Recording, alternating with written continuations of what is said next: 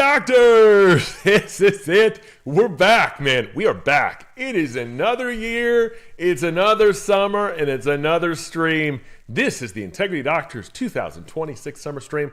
My name is Ryan. I'm thrilled to be with you. This is going to be one awesome day. Now, obviously, anytime we can get together is a great thing. I wish we were in person, but today you get to be comfy. I get to be comfy. You get to sit in the comfort of wherever you're at right now, and I get to hang out in my office. And today is going to be a blessing upon both of us. This is going to be a great day. We've got some incredible things planned for you. And what today is, today is a time for us to get together to refresh you, to refuel you to the next level. You've gotten past the first half of the year. Now we got the second half to go. And if you're running on fumes, that's what today is for. We're going to get you pumped up. We're going to get you ready. We're going to get you everything you need to get this thing going. We want to make our dreams happen. We want to make our purpose happen. We want to reach the world. We want 80% of this profession, 80% of the country under regular chiropractic care. And to do that means we've got to do stuff today. We've got to do stuff and get to you and start working and start focusing and get a refresher. Okay, we've got some incredible stuff. You've got Keith. Keith's going to be here this morning. He's got a great class I know prepared. I'm going to be here. I'm going to do two classes. I'm going to do one on marketing here in the morning, and then I'm going to end things off with some good stuff, with a little good word I've been working on that I think will be very helpful to you. We've got Carolyn here. She's going to teach some stuff, and we've got Dr. Doug as well. It's going to be an awesome day here at Integrity Doctors, an awesome one. But first, before we get into it, I've got a few announcements. I've got some announcements and things, and I've got some things that we do that I just want to make sure we take care of. But at the same time, I do want to start things off a little differently. I was in the Word this morning, and I really felt pressed on me to mention something because it's something that I think a lot of us deal with in different ways. But it's something that I want to address today because, obviously, as you know, we are not ashamed of our faith here. We are God-fearing people, God-loving people. I always pray the day out, and Keith brings the heat typically with the scripture in the morning, and that's something we love to do. But one thing I want to start today off a little differently is I want to pray for today. At the end, I'll pray for you, but I want to pray for the event, and this really kind of came to me because I had noticed recently that our AI Clinic Assist app, the iPhone app, had got a 1-star review, and that the review was just the fact that we are pushing religion, that we are. I don't want religion pushed on me, and I see that. I recognize that. I mean, obviously, we're in America. You can do, think, and believe what you want, and that's all well and good with me. I know what I believe, and I know where I'm going, and it's going to be awesome. I'll tell you that much. It's going to be awesome. But I also know this. You guys can get that. Notice when you get an email, you'll send out patient emails, and someone will say, "You're sending me too many emails." Now, are you? No, you're not. You're not Amazon. You're not sending out 3 emails a day every single day of the year. You're sending out a few, but then when you get that email, it's very easy to instantly go into your head and think, "Ooh, should we back off the emails? Oh, we don't want to make anybody mad. Oh, we don't want to upset anyone. Should we stop emailing?" No, we're not going to stop emailing. And the same for us. I get that, and it's easy to look at it and think, "Oh, maybe we should dial back. Maybe I should not mention how great God is to me. Maybe I should not mention that God is good all the time, and all the time God is good. Maybe I shouldn't. But no, that's not how it's going to go. I really feel like God was putting on me that we need to pray for today because He's given me the words for the day. He's given our team the materials we need today that we are going to give to you. And so for that, I want to pray this thing up first. Okay? So God, I want to start today by thanking you, praising you, giving you all the glory for everything that comes of us, everything that's come out of this company, all the results, all the things that we do, all the things we present. I pray that you would bless today, bless this morning, that you would give me and the other speakers the right words, the right thoughts, the right things so that we present what you want for our teams and our offices, our doctors and our staff. God, I pray that you would open up the eyes, hearts, and minds of each of the people listening to this, that those who need to hear certain things, as presenters, we don't know who needs what, and so we put that on you, Lord. You know who needs certain things, and we pray that you would open their hearts and minds, that they'd listen, that they'd receive, that they'd take in, and that they could use the gifts and the words that we have to present to them today. I pray a blessing over all the equipment, that all the equipment would work, that there would be no problems today, that nothing would be affected, that nothing would come upon it. I pray that you bless this day, bless it well, and we are grateful, Lord. We give you all the praise. Thank you, Lord. Amen. All right, I feel better. I feel ready. I'm pumped, man. I am pumped. Now, let me go ahead and start. Let's start with my picture, okay? If you know what that is, every single time, because we're not live, I can't be there. Shake your hand, hug you, give you a high five, whatever it may be. But I want to take a picture with you. So if you could, gather your team around the screen, or however you're watching, or, if you just want to pose with a selfie, that's cool too. In a second, I'm going to pose. I'm going to pose. I'm going to smile real big because I want to look good. But then I want you to take a picture with me. Now, this year's a little different. We don't have the wall for you to spread it on. I want you to post it to social media, to Facebook or to Instagram. Either one of those, Facebook or Instagram, either one will work. You can even do Twitter if you want. And all you have to do is in the caption, type hashtag, the pound key, hashtag Integrity Doctors, all one word, INTEGRITY DOCTORS. That will get it to me. That will get it so we can see it, and I can see you. And even on our systems training homepage there, it'll pop up. It'll refresh as the day goes on. But that's what I want you to do. Okay, so just post it to Facebook or Instagram. Have one of your team do it. Doesn't matter. You don't have to write anything. You don't have to get crazy about it. Just post it, just so we know what you're doing, so we know you're all together. Just post, hey, we're happy to be celebrating chiropractic this morning. Just as simple as that. And then hashtag Integrity Doctors, all one word. Make sure there's an S on the end, and that will get it to us. Okay? That's it. So right now I'm going to pose. I hope you're ready. I hope you're gathered around. You look great. You look amazing. You're going to be awesome. This is going to be awesome. You're ready for this. Let's pose. I'm going to move the microphone here for a second so I can do this, and we're going to...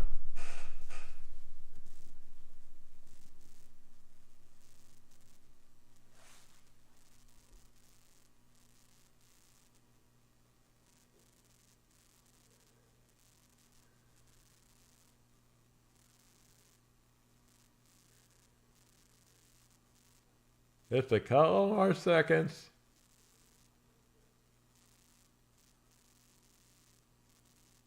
There we go. Hopefully you got it. Hopefully you've got the thing. If you're not, obviously you can take it at any time. There you go. Hopefully we've made it through. But man, we've got a great day. Now Keith is going to start this thing off, but before he does, I got a couple announcements I want to make sure that you know. We have made a couple changes. I know most of you know this, but I do want to make sure it's clear. If you are a member under coaching with us, all of your training, all of it is now in AI Clinic Assist. If you're a member of coaching, you have AI Clinic Assist, and you're a member of our elite team. If you're a member of our elite program, which is awesome, we're about to go to Nashville here just very shortly, just this next month. And then we got Hawaii later this year, which is going to be absolutely incredible. We're even going to go tour Dr. Dean Shiver's office. It's going to be one amazing time. It's going to be incredible. So that's coming up. But if you're a member of Elite and you're in AI Clinic Assist, all of your Elite materials are now inside AI Clinic Assist as well. It's one app for everything. So if you are a member under coaching, you are now inside AI Clinic Assist. If you're a member not under coaching, if you're one of our silver members and you just pay the low monthly fee just to access our members, you're still in the Integrity app. The old Integrity Training Center is now just the Silver Training Center. It's just for our silver members who are not under coaching. But everything else, the silver, you have your AI, you have your elite stuff as well. If you're a member of Elite, that will stay in there. But if you're under coaching, you're now, everything's in AI Clinic Assist. You have one app. That's all you have to do. Everything's there. Everything's in it. It's great.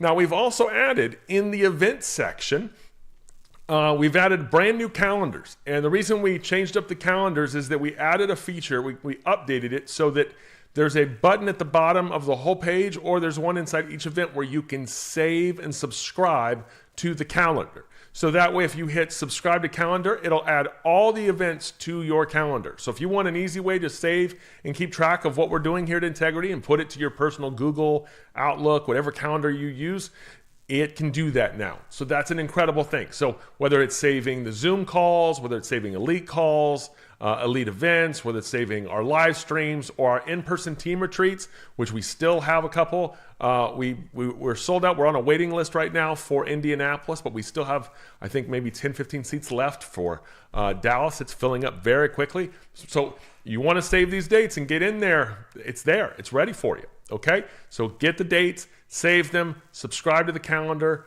That's a huge help. Something we didn't have before. I'm very excited that we can provide that now. So that makes things a whole lot easier for everybody. That way it's more not just in one calendar, it's in everything. So this is going to be incredible. Incredible. Lots of new stuff, lots of new things coming. I've got some new stuff in the marketing class. This is going to be a day. This is going to be a day. You are in the right place at the right time. That's exactly right. So let's do this thing. Let's just jump right in. That's enough announcements. I can come up with more later, I'm sure, today. But here we go. You ready? We're right now going to go out live to the man, the myth, the legend, the one and only. Please welcome my father, Mr. Keith Mall. Well, good morning, everybody. How great it is to be here. Summer stream, man. Finally, I mean, it's a great day in the neighborhood. This is a good time when you don't even have to leave your neighborhood. You can just stay in your own pajama party there together with plenty of food and good team together. And you're just going to have a good time. And you get to listen to me at the same time. Is that awesome or what? Yay for our team. This is going to be a great day for you. You are in the right place at the right time. And I am excited about doing this, and I want to kind of get right to it. Let's kind of jump right in there. And I've got a topic, I've got a question for you that I want to just, who would you say are the top tier healthcare providers in the country? Who gets the award these days? Top tier healthcare provider. Is it MDs? Is it chiropractors? Is it you? What does a top tier practice look like anyway? What does it sound like? How does it perform? How does a top tier practice perform? Now, we're gonna make kind of a list here, but I want to do this. Let's start out with other businesses. Can you tell in other businesses who are the top tier? And when you think of the top tier in other businesses, who do you think of? And why did they get there? When was the trophy given out? Can you tell it in other businesses? Can you tell, for instance, the difference in first class and coach if you get on a plane?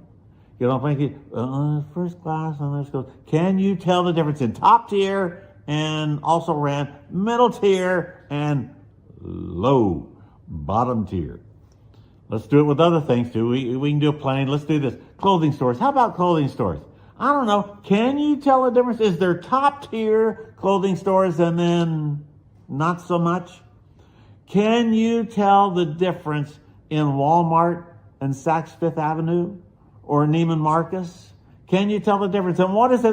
Which one would be top tier and which one would be mid tier? Which one would be low tier? And you've got stores in low places, all right? What would you put in there? What would it be? And here's a funny one. Here's a funny one for you, buddy.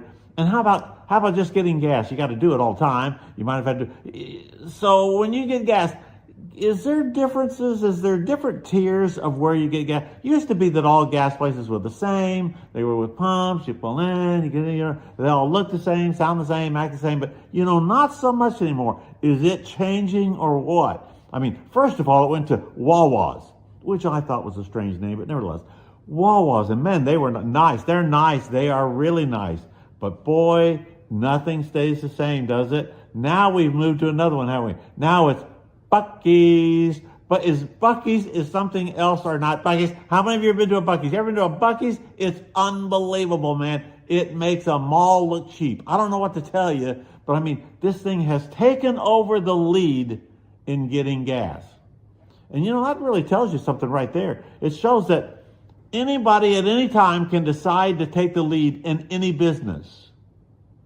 And look how, Buc-ee's came out of nowhere. Who's ever, if I had mentioned Buc-ee's even, I don't know, what would you, 2 years ago? It'd be like, Buc-ee's, there's no such thing as a Buc-ee's. But now, I'm telling you, have you ever been to a Buc-ee's? Now people are wearing Buc-ee's shirts, and it's taken over the lead. And it did it what seemed like overnight, didn't it? Which tells us something.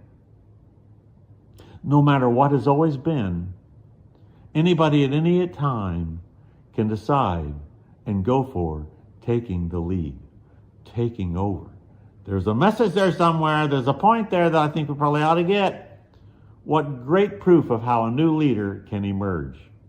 And so it is true with healthcare, you guys. Now, let's take healthcare. Can you tell me what the top tier looks like in healthcare? What does it take? And I got another question for you. What tier do you want to be in? That's a good question, isn't it? Come on.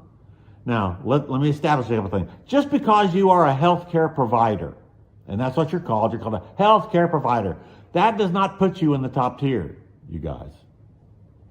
Any more than being called a gas station put you in the top tier of gas stations. Just because you're a healthcare provider does not put you in the top tier. It doesn't come just with the healthcare provider label.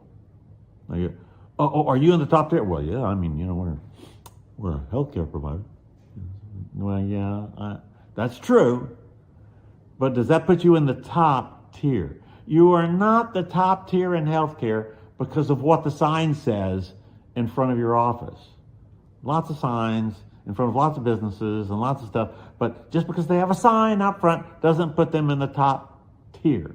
Now, now, does your sign matter? Well, yeah, it matters. It does matter. But it takes more than that to put you in the top tier.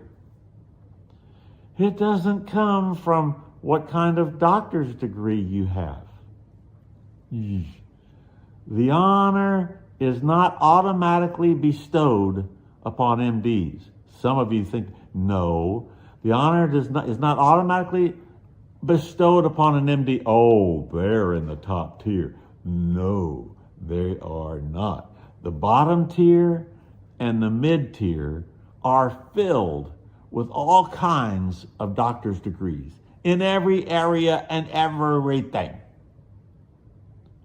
It takes more than the degree to put you in the top tier. And it isn't because of what you say you are on a brochure and stuff. and it isn't what you say or portray on social media, on a social media ad. That doesn't put you in the top tier because you put out one great brochure or one great ad. Now, I'm not saying that those things aren't important. They are, just like the sign's important, just like the degree is important. But no. That doesn't put you in the top tier. I think, no matter what you say, eventually you're going to have to back it up. Now, you guys admit it. Come on, admit it here. We have all been fooled by enough Facebook ads to discover that most of these things have the credibility of a bank robber. My word. Have we been tricked?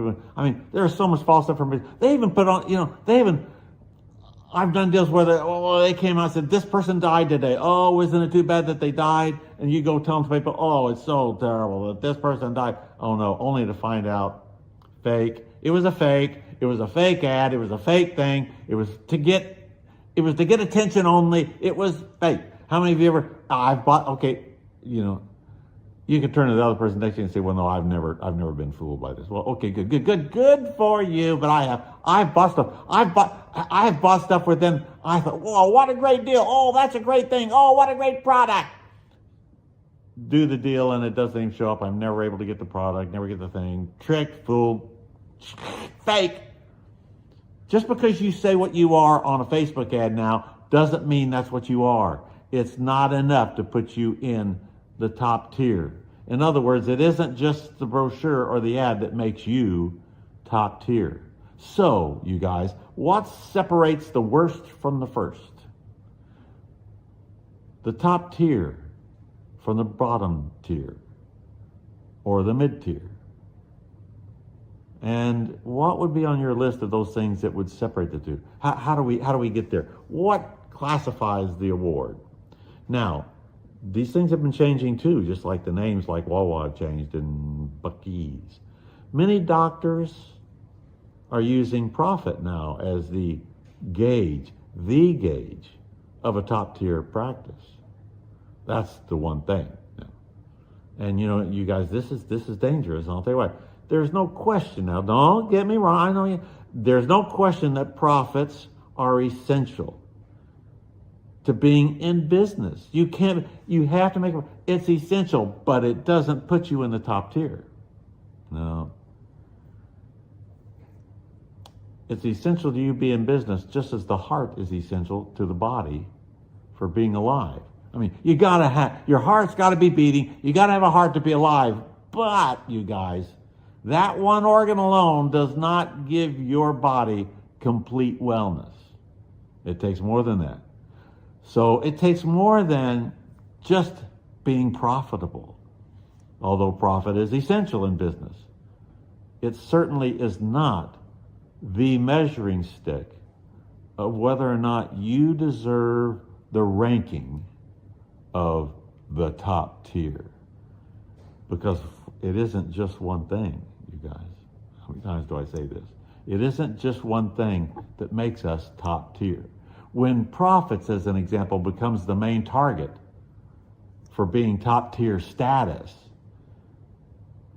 there can be a fatal decline in other areas of quality, which then qualifies you for the top tier status. As an example, when shortcuts become the priority for overhead, the result is the main focus of profits creates the focus of cutting corners. And what are some of those signs anyway, so we can recognize them? Well, it reveals itself in the team, for one thing. You can tell in the team when there's cutting corners. Training shortened. Not well trained, just thrown in the pool and told to swim. A thin staff. Not thin staff. Not very many staff. Patients left alone too long, for example. Too long on therapy. Eesh. Sometimes even causing some pain, some physical pain. Here's another one. Patient education starts getting shortened. What happens in the midst of this cutting corners? Safety drops to minimal checking off the safety boxes and conditions of the facility and the equipment. And we start cutting those corners. Instead of 5-star maximum concerns for patient safety. This can get cut. So cutting corners, you guys, presents safety issues for patients. We got to watch it. There's more to this thing than profits. The top tier realizes cutting corners jeopardizes reputation. And you guys, I'll tell you, reputation doesn't recover that easily. Integrity and ethics, high standards, they're mandatory for the first tier because it's almost impossible to get your reputation back. Physical harm due to neglect can become a video gone wild and viral, I guess they say. In a heartbeat it happens. Cutting corners has always existed, you guys, in practices. And it certainly has an important place. I mean, there are places where there needs to be the cutting of corners. But you got to watch it because today we are facing a growing problem. It's called the internet. And every photo, every clip travels faster than sound. And I'm telling you, there's people with these phones, all the time, cell phones, and they videotape conversations, videotape somebody complaining, videotape something that happened, something that broke. When an incident goes viral, it affects the brand image of you and of chiropractic and of healthcare. And it can certainly hurt that top tier status. If you neglect details, you can become famous in a heartbeat for the wrong reasons, is the only thing. Neglect. The patient has to wonder, once this thing goes viral, what details about my care will you neglect? So this is really good stuff that we have to examine. What makes you top tier? And I got to ask you, do you really want to be top tier? Is it a goal? Here's another way to ask the question, I guess. Well, I don't know. Do you want to be the Dollar General of healthcare? I mean, really now, do you want to be Dollar General of healthcare? Sometimes you think that's the goal. I would tell you that that's not going to do. Trust, for one thing, is the truest luxury for the top tier healthcare provider. And that is on my list. Are you telling me what is best for me and what I want? Can I trust you to do that? To have me at heart instead of you? Trust is the truest luxury for the top tier healthcare provider. Are you there to serve what I want? And can I trust what you say? Can I trust it? Patients don't want insecurity in their health care. They want peace of mind with their health. They want earned trust. They want character. They want consistency. I know what they're going to be every time I go in. We don't want to cross our fingers. Peace, you guys, is paradise. Might be one to remember. Peace is paradise. And that is what gets us into the top tier. The top tier values personal care. Top tier service. Patients don't want to feel like they are one of the herd. They want to feel like they are well known, personal, and you pay attention to detail. For example, I'm just asking, do you like the efforts these days of these department stores and stuff and many others that want you to do your own checkout and scanning and stuff? They don't want to put somebody at a cash register. No, go over there and do it yourself. Figure it out. I mean, come on. Yeesh. I mean, do you like that? I did this just yesterday, as a matter of fact, with my 3 grandkids, and we went to a Target. And at this Target, we had a few items to get, and so there were lines at the cash register. So I said, okay, we'll do that check scanning. I hate it, but okay, let's go over there and do it. I guarantee you it took 3 times longer to do it, and all 4 of us trying to figure out, no, you scan this, no, you hit this, no, you pull this out, no, you start this first, no, you hit this button first. I'm still trying to give it a second chance and all, but this is the 100th time I've given it a second chance, and I say yuck. It's not top tier. I'm telling you, it doesn't put them in the top tier. They are a star, but not the top tier.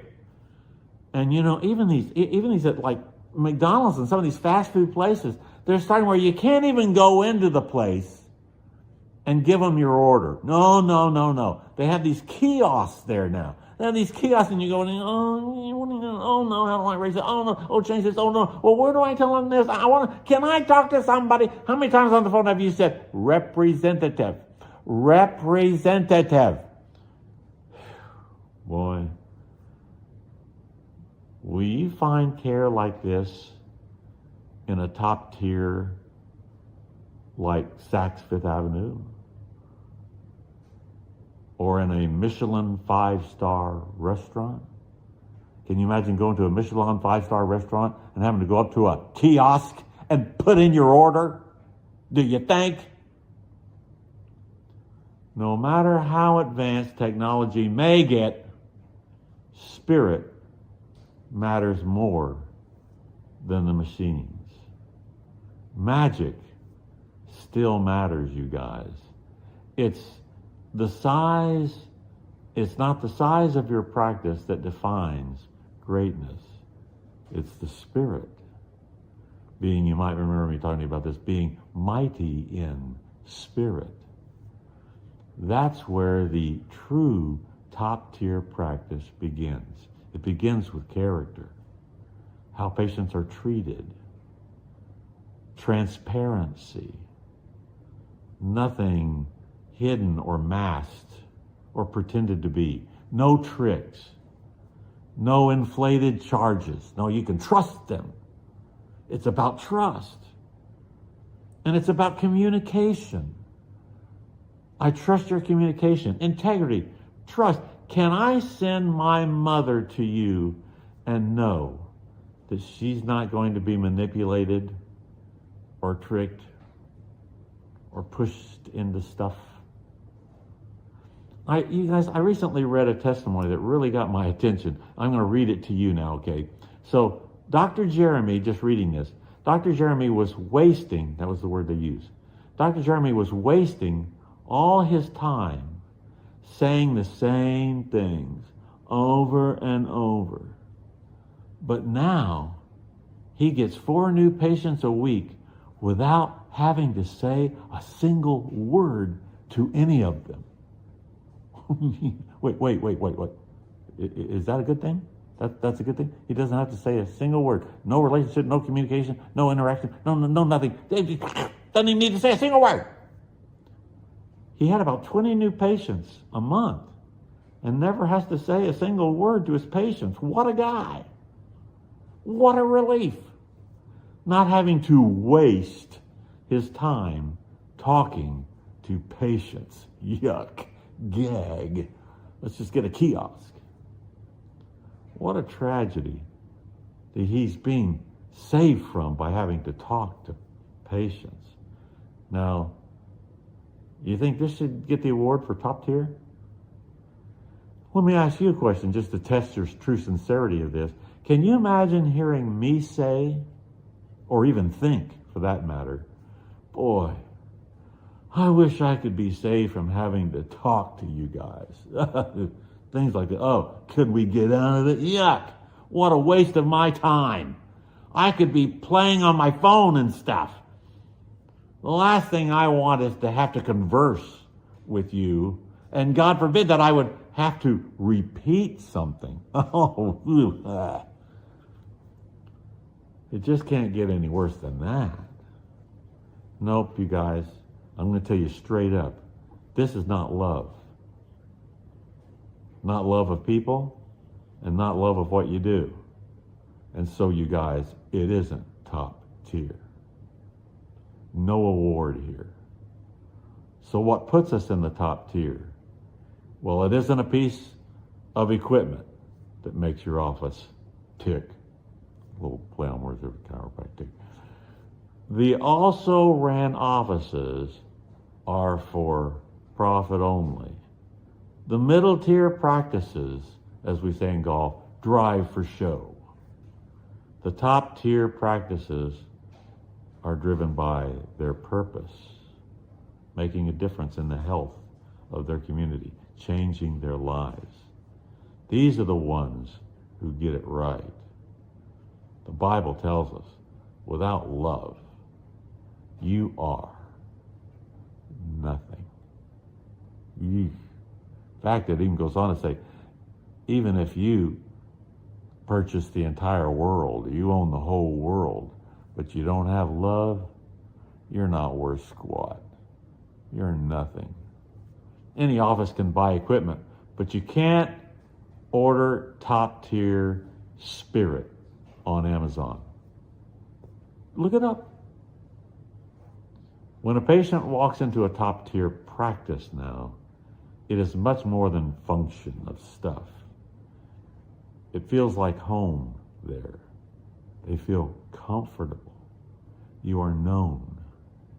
The moment you step in, you feel it. it's different. It's the energy. It's not rehearsed, it's natural. It's not just going through the protocols. No, the team there performs. That's rare, you guys. Every interaction, every stage, every moment is not just following certain rules. Listen, team, you are part of the top tier story. You make it happen. You are part of the show, part of the magic. And the training of the top tier award rivals that of an airline pilot and a 5-star hotel. You don't cut those corners. Every greeting, even how they handle children's questions, they rehearse it, they practice it. It's training. It's all rehearsed in the top tier, but it feels real. And the reason it feels real is because it is. Every movement and expression and smile and answer has purpose. The purpose of being top tier, making a difference in their life and in their health. Get this, you guys. A top tier office patients are not paying for a machine or a therapy. They are paying for a feeling. The feeling that they are taken care of. I don't like this word. You might want to write this down. The feeling of a health boutique that you can't find anywhere else. There's lots of practices and stuff, but no, not like that. You are not moving patients from room to room. You are moving hearts. And when you do that, you just moved up a tier. In a world of overpromises and shortcuts, this top tier provider of love and service is welcomed luxury. You may have all knowledge, the Bible says, 1 Corinthians 13, and many shiny things. But your most important possession is you. If you have not love, nothing. So what does the top tier look like? It begins in the hearts and minds of the team in that office and reveals itself on the faces of your team. That's where the real magic lives. So look for it. Your team puts you in the top tier. And I'll go on to say, and your patients put you in the top tier when you treat them like family. You can feel it in the air. There's no reason why any other office should beat us in this category. You can maybe be beat in other things. Maybe other places have a bigger office, let's say. Doesn't matter. You can't be beat in love and service and spirit. You're mighty in spirit. Have pride, respect, and trust in chiropractic, in your doctor, in your team, like one living organism. It's not just about the size of your profit. It's about the vision to change the literal health of your community because you care and you love. It's your mission, one patient at a time. Not only that, you need to put you in the top tier because it actually starts with you. If we start growing a greater vision towards chiropractic and taking the lead in healthcare, what would it mean toward changing the health of our community? Think about that for a little bit. It would create much more urgency if you would think about that a little bit. It'd make you want to make it happen. And when you start thinking about this, you will put you in the top tier. By the way, doctor, you might want to watch one of those 10-minute Greater Vision videos, or maybe all of them. Again, it'd be worth the time. We need a greater vision. So as you look at the health of your community today, you guys, who needs to lead them in health and wellness?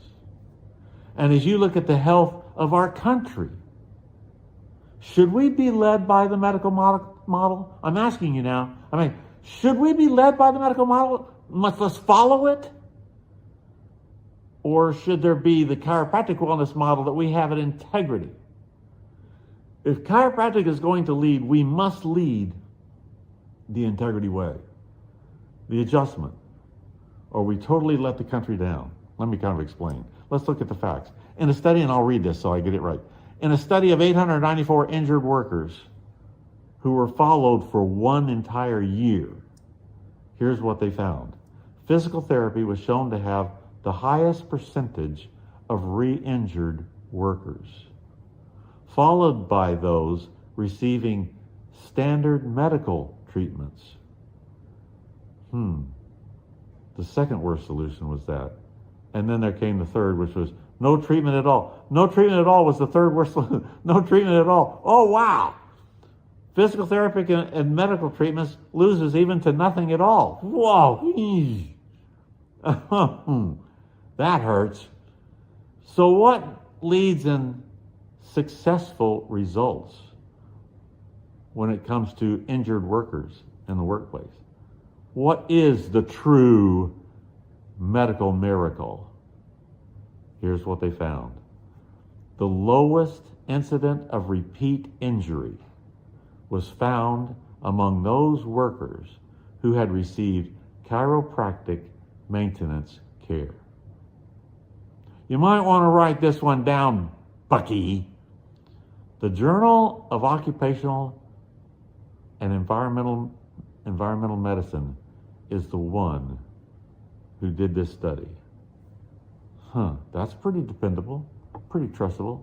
In other words, this is the way we should be leading you guys.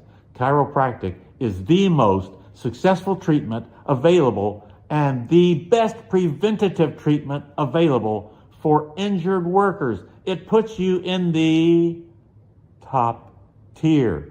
What percentage of the public knows this, including chiropractors? Guess what? That's our fault. We are too busy promoting everything else. This is the way to the top tier. This is the way we should be taking. And tell me again, which one of us in America shouldn't be getting chiropractic wellness care? What number? Which one of us should be getting physical therapy first? Which one of us should be getting drugs first? Or even take the leader of them, nothing first? Let's just see if it goes away. Oh, you guys, we need to change. We need to start talking top tier about the adjustment. It starts with us and seeing chiropractic as the top tier and seeing us as so here's my question. If chiropractic care is the top tier in healthcare and should be in the lead, this is just, I probably shouldn't bring this, but why are chiropractors making light of their miracle cure of the adjustment? You know, here's another thing I see on these ads, like on social media. All kinds of derogatory humor about the adjustment. I mean, literally, I watch that it's doctors jumping on the patient, hurting them, kaboom, and the table breaks underneath them and stuff like that. I mean, these are actual ads on social media, advertisements crashing on patients and magnifying the cracking sounds of the adjustment and making it sound scary as I'm getting out and looking like it hurts. As if chiropractic needs chiropractors to make light of the adjustment. As if we don't have enough MDs to do that for us. Let me ask you a question on the other side of this. Have you ever seen a heart surgeon making light of a heart transplant on social media? Maybe we don't see things right and don't see it right. Have you ever seen a therapy wave or a red light made fun of like the adjustment? Maybe we should start promoting the adjustment as the top tier. Since for one thing, nobody else can even do it. Oh man, we are top tier and we don't even know it. Instead, we make it a joke. Well, should we be doing this if we want it to be top tier? Let me move to another subject. It's too soon. Okay. Cleanliness is also a clear sign of the top tier practices. The landscaping must be well trimmed and kept. Dead plants replaced. It's been wintertime, now it's summer, summer's out. Dead stuff needs to go. Lawns mowed and edged.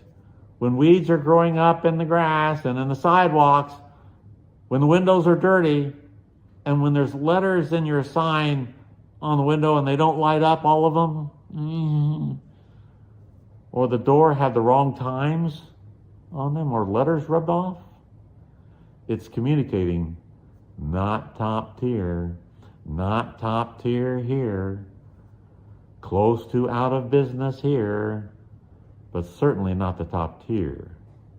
Outside walls should be freshly painted rather than faded or chipped, and all roofs and buildings freshly power washed. Wintertime can make outside things dirty or dead. This is a good time to have an outside spring cleaning if you want to be in the top tier. Signs, make sure they're properly lit, that they can be read clearly from the street with all the key information. Doesn't matter if they can't read it from the street, then you don't really have a sign. Nothing screams don't care or old or close to retirement, not paying attention, like signs that are faded, or where the signs that are supposed to be lit up have letters burned out. And it says Chiropractic. Is this important? Try to picture a Four Seasons looking like that on the outside or inside. I'm asking you. Have professionals take care of these things in your office and on a regular time frame. Not waiting till it starts looking bad and then you clean it up. Just said an important statement there. In most cases, I can tell when nobody regularly does this, or it is homespun by maybe your teenager or something. You can be a fantastic adjuster and still be bottom tier. If this cleanliness standard is not properly maintained, because what you are speaks so loudly, the public can't hear what you are saying you are. Have someone who is on your team, who is outside monitoring and inspecting these things at least once a week, day and night, to make sure everybody is doing their job. Because you guys, things change quickly. Let's move to the inside. Be obsessed, you guys, with clean. Have the inside professionally cleaned as well, regularly, and have someone on the team inspecting the entire office for cleanliness once or twice a day. I mean, admit it, you guys, come on. One child can undo a clean office in a 15-minute visit. If you don't think so, look at your house. So it isn't enough to check out just before you open that morning and then figure that does it for the day or the week. Although you need to do at least that. But everybody on the team is responsible for the cleanliness of the inside. If you see trash on the floor, a book or a brochure or a magazine that's out of place, if you see a chair that isn't straight, if you see food crumbs on the floor or on the table or on a chair, something was spilled, a drink, an item that a patient may have accidentally left behind. If you see it, go give it to them real quick. Trash cans, another thing. Trash cans that are overflowing. Not top tier, not top tier. It is your job to make it right. Your job. Fix it. Make it right. Clean it. Do not walk by it.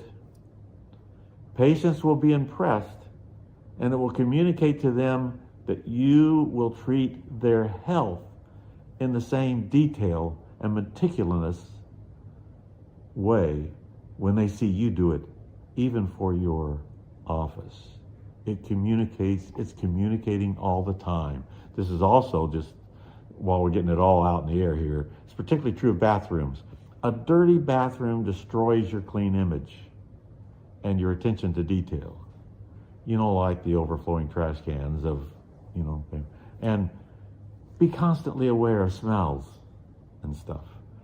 and provide ample toilet paper and soap and paper towels. If those things are not there, it tells the patient that you must not wash your hands and stuff.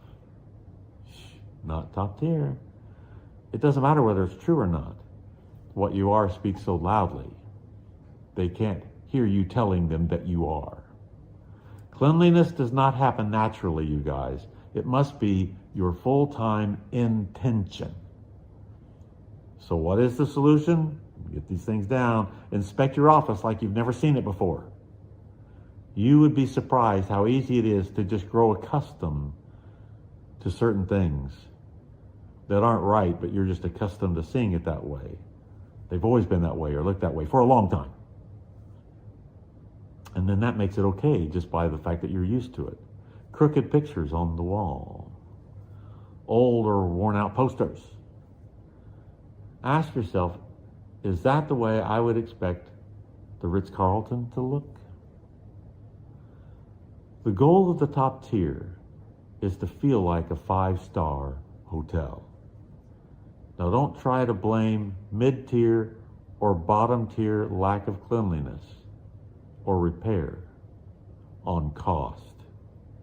I know that's your next line. Well, yeah, cleanliness doesn't cost near as much as what it costs you to your business to justify being dirty. Another thing, you guys, make sure everything works. I understand, when it doesn't, or it breaks, or it wears out. That happens to all of us. That's not what I'm saying. I'm not saying don't have anything that gets dirty or wears out or breaks or something. I'm just saying fix it. It won't heal itself.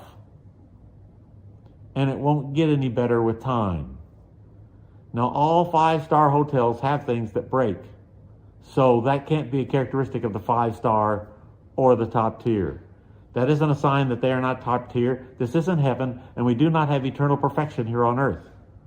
Things wear out. Fix it. The top tier fixes it daily. The rest just get to it, the mid-tier and the bottom tier, they just get to it when they can. So no matter how advanced the technology of your latest gadget or gizmo, it doesn't justify not having cleanliness. And I need to say a word too about, I got to keep moving, I need to say a word about team cleanliness. A dress code is essential, not for a pajama day as a summer stream, but a dress code is essential, and the first strict rule is clean. Clean clothes, no stains or dirt. We don't want to see what you had for lunch on your clothes. Not wrinkled, you guys. Your clothes should fit also. Some of you think that this goes without saying. Trust me, it does not. Clean shoes, not worn shoes or dirty or muddy. Clean hair, combed hair, brushed teeth, good smelling breath, appropriate makeup. You're a healthcare provider, you guys, and you must look like top tier healthcare providers. Your appearance when you are in that office matters. Now look, I understand a swimsuit and cover-up looks perfect on the beach, at least on some. But you are not on the beach, even if you look great in a Speedo. That is not the issue. This is not a rock concert. It's not a costume party. And you are dressing for a certain part. So do it. You are dressing as a healthcare part of the top tier for all ages that is acceptable to everyone, not just to a certain decade group. The goal in your office is not personal expression. Get over it. You're a healthcare provider for the 80%, I'll give you an example. If you're supposed to play the role of Cinderella at Disney World, you have to look like Cinderella. I don't care how you dress at home, dress any way you want to, but when you're at Disney World and you're supposed to be Cinderella, dress like Cinderella. It's how you must look and dress and act. When you open the doors of your office, you play a role in this office, and you represent top-tier healthcare, and that represents a certain look. You will notice, you guys, at a 5-star hotel that even the person cleaning your room is perfectly dressed and clean and smiling and polite to all the guests. Isn't that incredible? And they greet them and stuff. Now look, that cleaner could easily say, hey, I'm cleaning toilets, for crying out loud. I'm changing sheets. You should be glad I'm just here, even if I'm not happy about it. No, that's not the standard of a 5-star hotel. They're clean, they're smiling, they're greeting. The reason is because they represent the Ritz-Carlton. So we make no apology, you guys, for having a dress code and requiring cleanliness and something that is comfortable with all ages. And it is legal to require a dress code, in case you're wondering. Cinderella isn't breaking law. So this is another trademark of the top tier. The top tier cares about first impressions. Dress codes, the cleanliness of clothes, shoes, stains, hair comb, body odors, bad breath. All these things are flags to patients. And your biggest mistake here can be inconsistency. Most of your team is that, but there's one that isn't. And ain't gonna get it. Not hit or miss. Another problem is positions filled before the staff person is ready. You don't get a second chance at first impression. Confusion kills stability. Healthcare never forgives mistakes. So, why is this important to the top tier? Because all business is show business. We should plan our business like a star plans a great show to get them on their feet. So when your office opens, it's time to be a star. Consistent, all of you. It's showtime. Okay, we have covered a lot here. I know we covered a whole lot there, and I'm stepped on everybody's toe at one time or another. And now it's time for your chiropractic leadership show to begin. You've got to light up that chiropractic wellness clinic and make it the star. Make chiropractic care the star. Because all business is show business. So you know what I want you to do? Choose to be a top tier provider, a top tier practice. And that's kind of all I had to say about that. Time to take a break, and you go point at the other people what they aren't doing right, all right? Would you do that? Go ahead and just point it out to them. I noticed here that he said, and I think it, okay, just go ahead. Okay, let's take a break.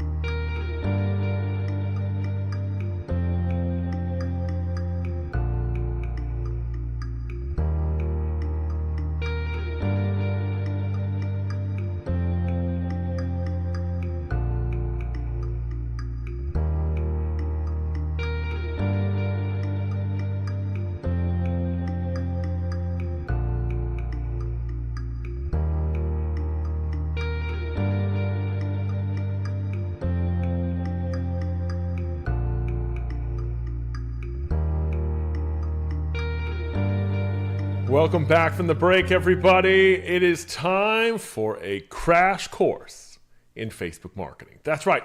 What I've done here is I've got a class for you that I technically taught over 2 hours in Las Vegas at our elite conference. Now, here's the good news. This is not going to take 2 hours. In fact, I'm going to crash course this thing into probably less than 40 minutes. That's the goal. So I want you to have the confidence to market on Facebook. Whether you are right now or you're not, I want you to have the confidence to be able to do it. And over the last, we're going on, a year and a half, close to 2 years, we've been using AI Clinic Assist. We've learned a lot of things on it. We've learned the right ways, the wrong ways. We've learned things that work, things that don't.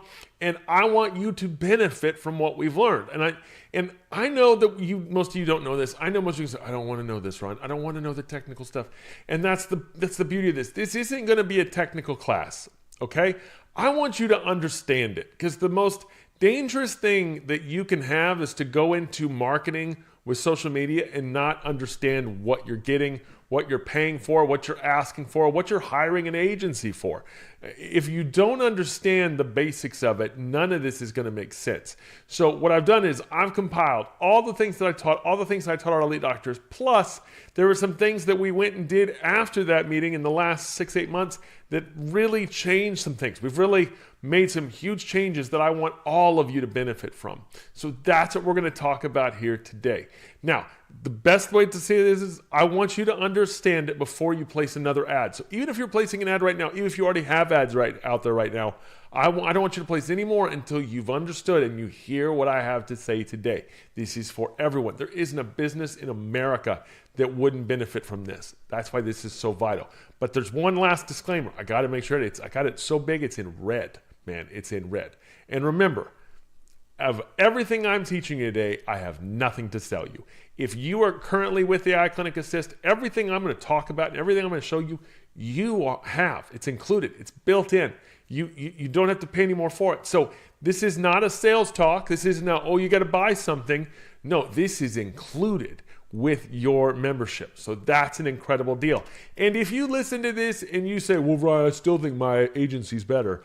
Great, man. Great. Keep using it. But man, it better really be better. It must be mistakenly, incredibly, unbelievably better for you to pay an extra $2,000 to $3,000 a month for someone else to do something that you can do for a lot cheaper than that. So that's where we're going to start. Okay? So getting started with Facebook marketing. I do want you to understand when I say Facebook is an interchangeable word. Facebook is owned by Meta. META. It's owned by Meta, and so is the company Instagram. So Instagram and Facebook are both owned by Meta. So anytime you hear someone talk about Facebook marketing, Meta marketing, or Instagram marketing, it's pretty much all one and the same thing. There are ways to single it out, but the majority of us, the 99%, if we're talking marketing on social media, we're talking about each of those things, and they're all one and the same. So for today's class, I'm just going to talk about Facebook. It's the easy one. It's just the easy one to reference in Word. Who likes saying Meta? I want to say Facebook. It's been around forever. So Facebook's it. But when I say Facebook, keep in mind that means both Facebook and Instagram. They're both one and the same. When you market to one, it goes on the other as well. Now, Facebook is built into multiple different ads. They have lots of different types of ads, but there's really only 4 that chiropractors use. There's 4 that matter. And even of these, there's some that matter more than others. There's a lead form ad, a traffic ad, a call ad, and a messenger ad. Now, what I want to do quickly here is I want to explain each one of these 4 ads, and I want to tell you both the pros and the cons of each so that you understand what they are. Because if you don't understand what they are and what you're paying for, it's easy to get manipulated into thinking, oh, this is a really great thing, and it may or may not be. So if we start off, let's look at the first one. So if we look at the pros and cons, we have lead form ads. Now, lead form ads are the best performing ads in the space, bar none. They are the best performing. Now, what most agencies use, if you hear someone, they'll say you can get so many leads a month, they're talking about lead form ads. Now, a lead form means that when you are looking at an ad on Facebook, on your phone or your computer, and you click on an ad, an instant form pops up within Facebook for you to fill out. That's a lead form. Now, lead form ads are Facebook's preferred format. It's their preferred format because it keeps you on their platform. It keeps you inside of Facebook when you place the ad. So this is one they want you to use, they love you using, and it's the main one. So if you contact an agency or hire a company, 9 times out of 10, they're going to have you do a lead form ad. Now, there's a negative to lead form ads. 50 to 60% of all the leads you're ever going to get from your ads will be fake. Okay? In reality, it can even go higher than that. Sometimes it can go up to 80%. So this is getting things. This means that there are bots out there, just fake bots that Facebook allows that can fill out your form automatically. It looks like a real person. It's gonna get you all excited. It's gonna give you what I call the highs and lows of social media marketing. You're gonna get the high of, oh wow, look at these leads, they're coming in. Wow, this is working. We're gonna get more new patients. We're gonna grow. This is gonna be awesome. And then they don't respond. You can't get a hold of them, and nothing ever comes of it. So you get this high of, wow, this is working. I'm so glad I'm paying for this. And then you get the, oh man, this isn't doing anything. This isn't working. None of these are good leads. And the reality is it's not that they're bad leads. It's that they're not even real leads. They're fake because that's what it has. Now, on top of the fake leads, you're going to get what I call a low capacity elder. That's going to be about another 30% of the people. So 50 to 60% are fake. Another 30% is going to be a low capacity elder. It's a nice way of saying old people who don't understand how Facebook works. So you've got these people that think you're harassing them. They accidentally clicked on your ad. They didn't mean to click on your ad. And now they think they're being harassed by that form that's popped up. So on top of that, then, that only leaves us 10 to 20% of leads that are even potential to be real. So out of the 40 leads an agency can get you, only about 5 to 10 have the potential to actually materialize. And that's not even a guarantee that they will. That's just the reality in the space that's really all that's left, because too much of this isn't even real and any fake.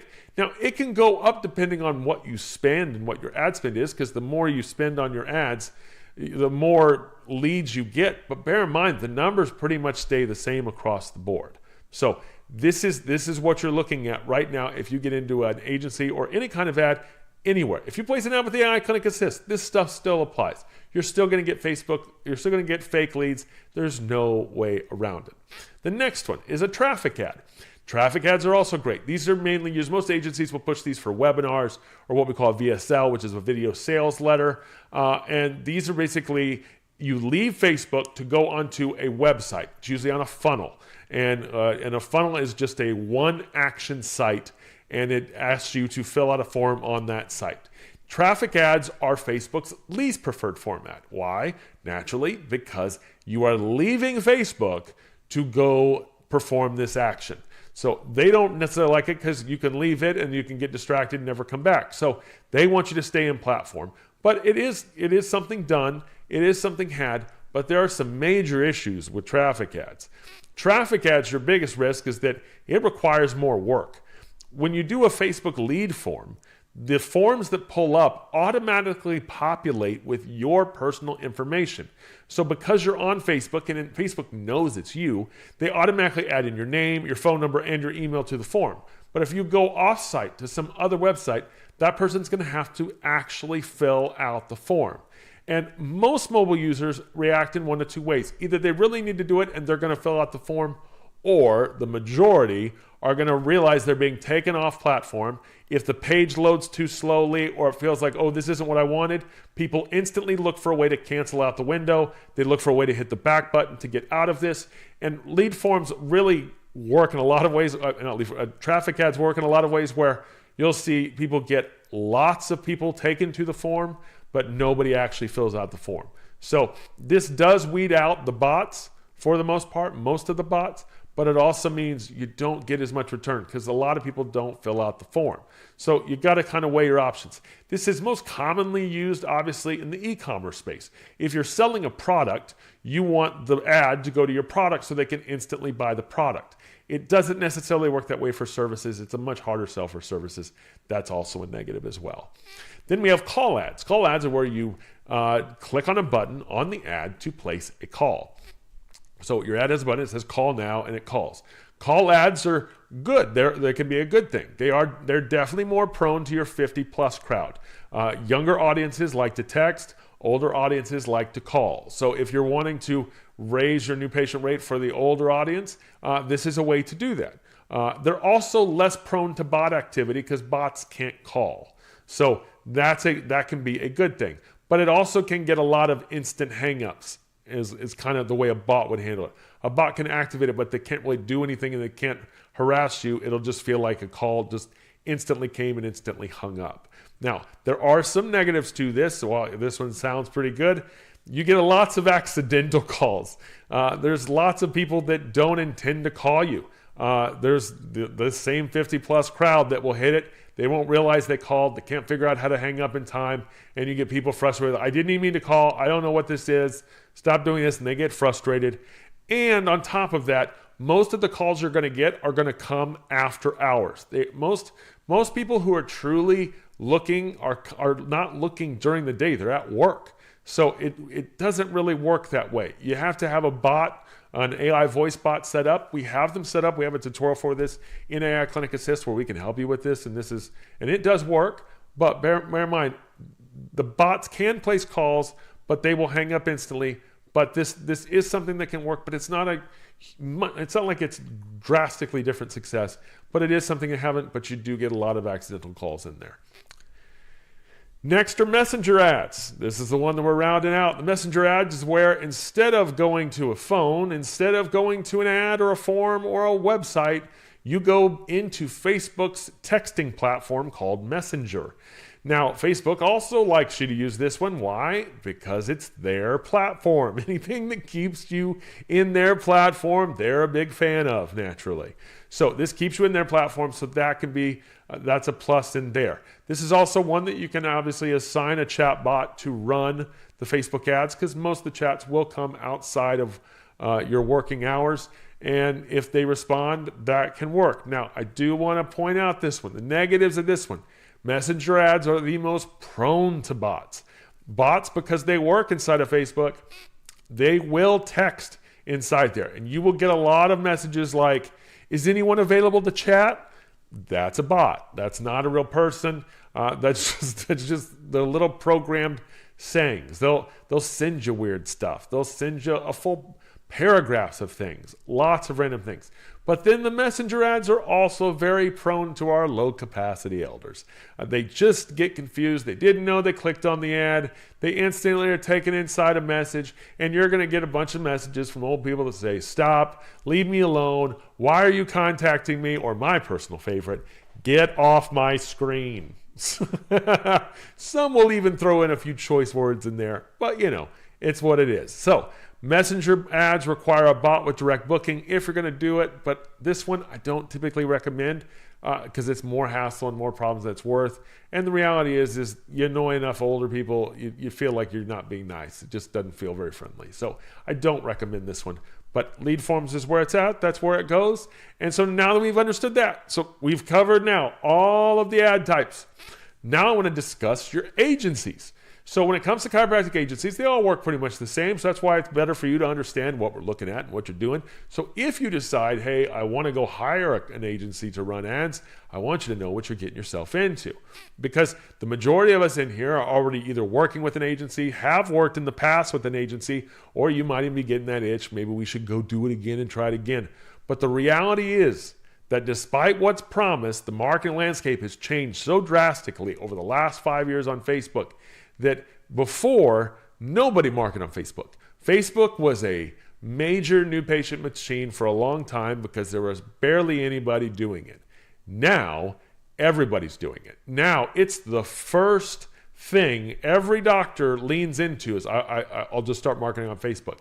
Everyone is looking for the easiest form of marketing possible. And Facebook isn't just the easiest, it's also the cheapest. So it's the one that everybody's doing and everybody's going for. It doesn't mean it doesn't work, but it does mean that the landscape has changed. So the idea of getting 40 new patients a month isn't a thing on there. It never really was, but there were offices getting 20 and 30, really depending on what the ad spend was, but that isn't happening anymore. And the reality is it's a supply and demand issue.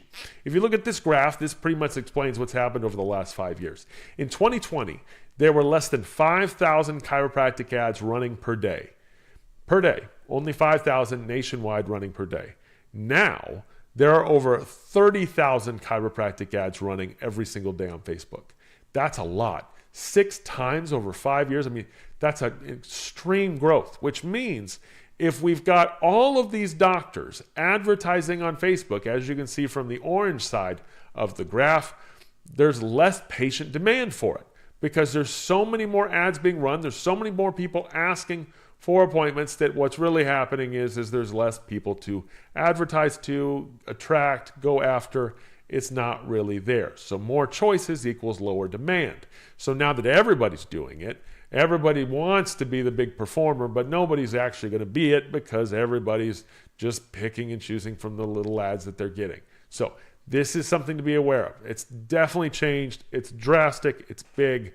But it's something you want to know. So I wouldn't want to pay an agency thousands of dollars a month for something that I'm still not going to get this huge growth despite what's promised. So you also need to understand, and this is the biggest one, most chiropractic agencies are all carbon copies of the exact same thing. They're the same ads, the same strategies, and the same big claims. The reality is that everybody uses the same materials because we all use the same, then we all have access to the same ones. Even AI Clinic Assist is built on a program. I've always been very open about it. We're built on a program called High Level.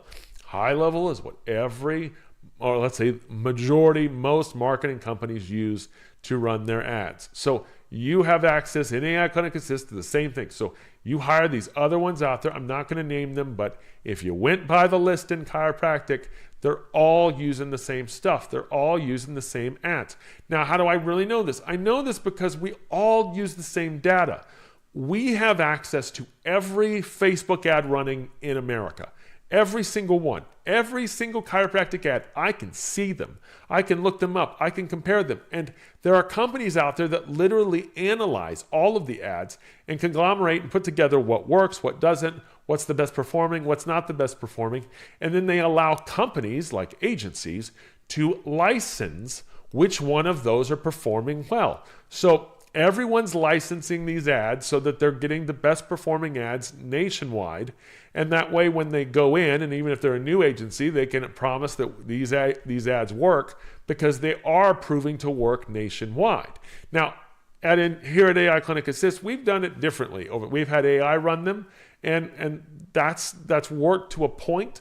But I subscribe to these things too. So I monitor them now. I see them now. And so what you're really seeing here is that everybody's pretty much hawking the same thing. They're all selling the same ads, the same program, but they're all doing it under a different name and they're making it look pretty in their own unique ways. But it's the same target audiences, it's the same lead forms, and the same call to action. Different agency names, same ads. Now, I just show you what I mean. This is Facebook ads library. This is what they provide us. This is just all the ads. And you can see they all look pretty much the same. All written very similarly. All have the same sort of images with them. Some logos, some designs, some body parts, some stock people running, all kinds of different things. But this is what's there. We can see every ad. We can know what they're doing and how they're working. Okay? So ad agencies, carbon copies of themselves, all pretty much do the same thing. All are pretty much using the same ads. None of it's any different. Okay? Now, let's understand your audience. Okay? We're just cruising right along here. We now have to understand the audience. So your audience is the one that most people miss out. This is where everybody skips and everybody tries to avoid learning because this is the one that we want to just say, well, this agency knows how to get people. You have to realize here that the same rules that we have said for all these years in marketing still applies. The main one, people don't know what chiropractic is. The 80% don't know it. They don't know how to say it. They don't know how to spell it. They don't know how it works. They still say chiropractor. They're just making up ways to say our name. So if we don't understand this going in, it just feels like, there's not enough people or we can't get the right audience. But this is the audience. They don't know who we are. So if we don't understand how people are seeing chiropractic, so if I don't know what something is, I'm less likely to purchase it. So if 80% don't know what chiropractic is, just putting out an ad of your special isn't going to do it. It's just not going to do it. It's not going to attract them naturally because you're there. Now, if we split audiences into three things, that's basically where we're at. I would split them into three categories. Those who have no idea who you are, those who are just learning about what you do, and those that know you, but they're still looking. That's the audience. They don't know you, they're kind of figuring it out, or they got you, they know what you do, but they don't really think they need you yet. Okay? Now, because nobody knows what chiropractic is, because they don't understand it, we in the chiropractic profession have further complicated things with the constant adding of therapy ads. Now, this is a problem faced nationwide. Therapy ads, like ads for direct services like laser, decompression, shockwave therapy, all services are great services. I'm not knocking the services. I have used each one of them. They have great results. I've gotten help from them. I own a decompression table in the next room, so I'm a big fan there. However, the Facebook ad game for them isn't working. It isn't working. And the reason it's not working is that patients don't know what that is either. So what ends up happening is when you offer an ad just for a therapy, you're offering an ad that they don't know about, all for one service. And when you do it for one service, then they think that's all you are. And that's confusing because you're not just that one thing. You are many things. You offer many solutions. So what if it were me, and the way we recommend it, and the way we're going to do it here at Integrity Doctors, we are going to do it where we're advertising you as a chiropractic office, and that's it. None of these separated off things, because the separated off things don't work. They don't attract, they don't close, it doesn't work. Since they don't know who you are anyway, I'd rather stick with what they don't know as you as a whole and all of your services. And then when they come in your office, that's when you sell them on the other therapies and things, but not through Facebook. It's just too confusing. It doesn't work. They don't know what that stuff is either, and they will easily write you off if they just think that's all you are. So that's a tricky one. I wouldn't go there. I would stick with chiropractic. They don't know you either. So let's just get them to know you first. So that's where all of this leads, okay?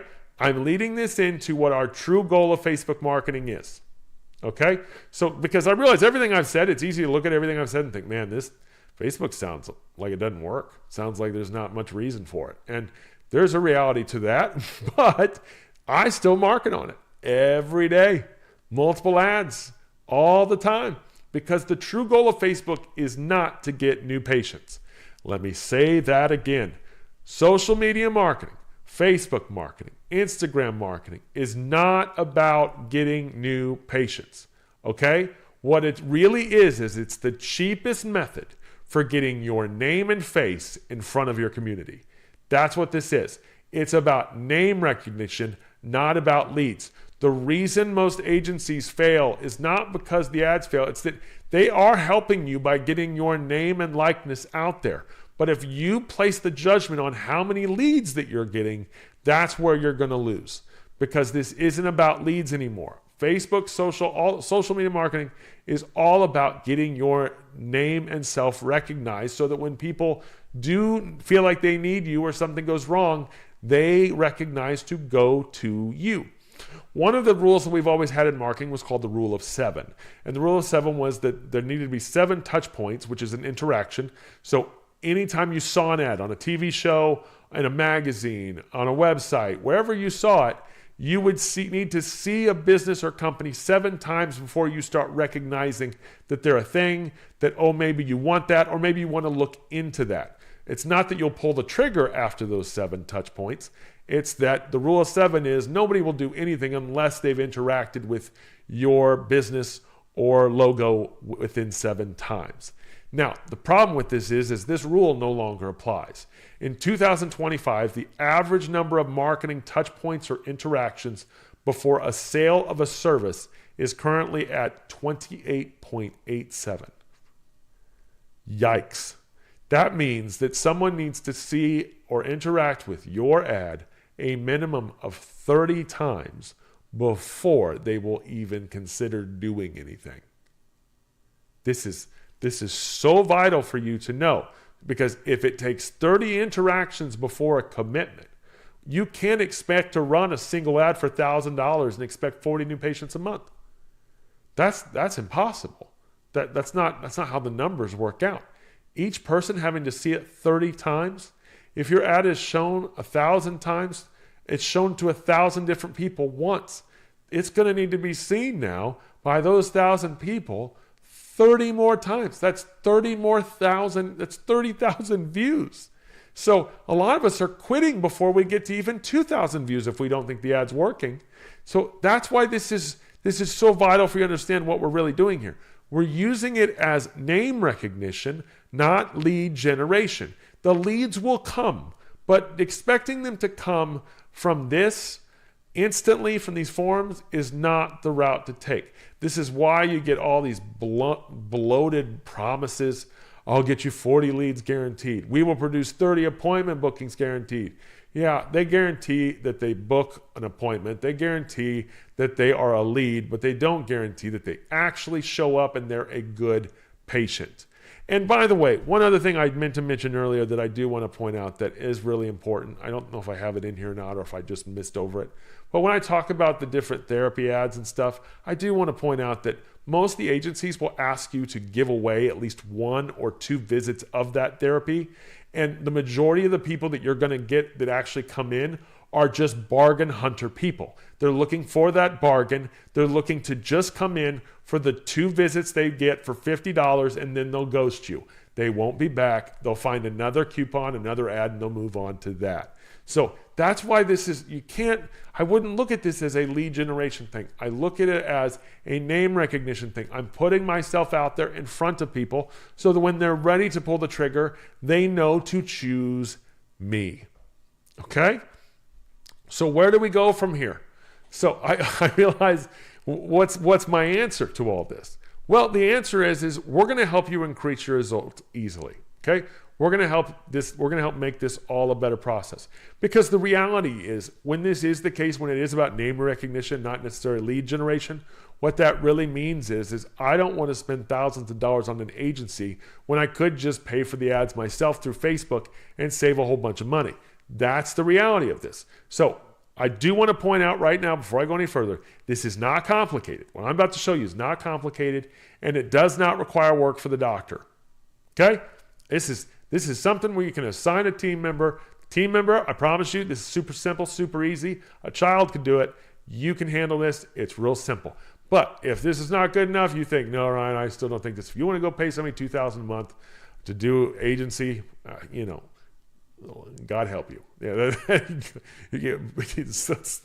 That's on you. So here's how I'm going to make this easier for you. Okay, we've introduced a new feature inside AI Clinic Assist called Ads Launcher.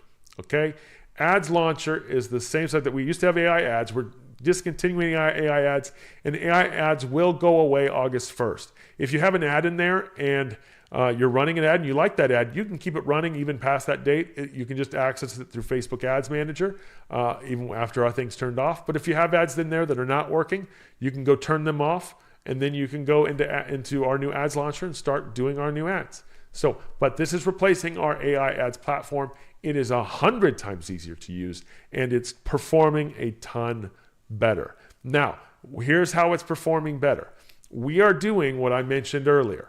The same companies that license out their ads that everybody uses, I have bit the bullet and I'm doing it too. So instead of you having to pay the agency for those ads, we here are licensing those as well. So all the ads we're providing you inside of Ads Launcher are chiropractic ads that are proven to work, that are performing well throughout the nation. So that way you're not getting just instantly created AI ads that we have no idea if they're going to work or not. These are all high performing ad campaigns. Each campaign has 4 ads in between it. The only thing you have to do is pick your budget, pick your time length, upload your own photo or video to it, and you're done. Everything else is set. We even provide you the done lead forms, everything all set up and all ready for you. Makes it super, super easy, and it's already integrated. You'll have to match up the map files, but it's real simple. You'll see the video for walking through it takes less than 3 minutes. Super, super easy. Now, you do have to connect Facebook and Google to it. Those are the only two platforms we're doing currently. We've moved to just doing Facebook and Google. It's the only platforms anybody was using anyway, but that's what we've got for you there. Now, this also includes all of the ad copy and the headlines, all done for you, all the best performing ones in the country, all provided to you instantly in here. We've also added high quality stock images for those of you that want it. Every ad already has a stock image saved. I would prefer you will get better performance if you swap it out with your own images and things, but we've got that provided for you as a starter. Done for you lead forms. I'm even going to give you Canva templates for doing the images and video scripts to make videos if you want to make videos. And all are chiropractic only ads. This is all available to you right now. The training is available to you inside the systems training area under the social media marketing area. All of it ready for you now. Easy, super simple. Anybody can do this. This is not going to be something you're going to spend hours learning. It's simple. The ads are pre-done for you. Just give us the photos and that's it. You can see what it looks like here. It's over on the left-hand side of your menu here. It says Ads Launcher. And then when you get into the Ads Launcher, once you've got your Facebook and Google connected to it, you will have to reconnect it when you come in here initially. You'll see there's Facebook ads and there's Google ads, all pre-done, all pre-written for you. Super simple. Now, I'm not going to cover Google today. I've not got much more time left for you. I've got a little bit left to go. I've got about 10 more minutes to wrap this thing up. But before, instead of just leaving you there, I want to tell you what you should be advertising. Okay? Because it's not just a amount of let's say, providing you the pre-done ads. I'm going to give you the pre-done ads, but you should be advertising the images. The images are what really matter, the visual. Everybody's clicking and swiping on the visual. So I want to show you what needs to be done. There are 3 different types of ad campaigns that should be run. There are special offer ad campaigns. These are offers where you offer your first day fee, and the minimum should be $40. If you go to an ad agency, they're going to tell you to do this for $20 or $21 or $19, something in that range, the $19 to $21. They're going to do the bargain basement deals. Most of them are going to tell you to throw an adjustment into that $20 as well. But cheap offers produce cheap patients. So we don't want to do that. Okay? Don't want to do that. Next, the second one is an educational ad campaign. Now, this is not what you think, okay? This is not educating them about chiropractic or bones or spine or body parts or anything like that. You are not educating on the body. You are educating that you are the solution to their problems. That's the education. We're educating that you are the solution to their current issues, not singling out body parts or conditions and migraines and neck pain and text neck and all the different things. That stuff's worthless, doesn't work. We're going to focus on you being the solution. And the last one is a testimonial ad campaign. Pictures or videos of happy patients saying you changed their life. Not treatments, not people getting treated, showing them on the table with a thumbs up saying you saved my life. That's what we're doing here. Okay? That's what works. That's what we're going to focus on. Now, in terms of the special offer, again, $40 minimum, photo only. Doesn't need to be a video here. Photos work just great. It doesn't have to include all the details and special. In fact, I would just put new patient special on it. Don't include all the details on it. You can do mixed ads with different ones, but it doesn't have to have all the details. In systems training, you're going to find a Canva template for 10 different special offers, plus a full tutorial on a video tutorial I've created on Canva where I will teach you how to use Canva and teach you how, if you use the Pro platform, you can find tons of templates on there that you can use right now and make this super easy for you. So it's really, really simple. If you're going to use pictures of yourself, which I want you using, there's one rule for the photos. We got to see everybody's face in the photo, the person treating and the person being treated, and both people have to be smiling. If they're not smiling, I wonder if it hurts. Okay? That's the biggest key. And the other one I will say here, as I have it bold on here, If the treatment looks scary to the untrained eye, don't show it. Okay? Don't show it. I've even got in here the least performing ads we have. These are the least worst performing ad creatives that are running right now.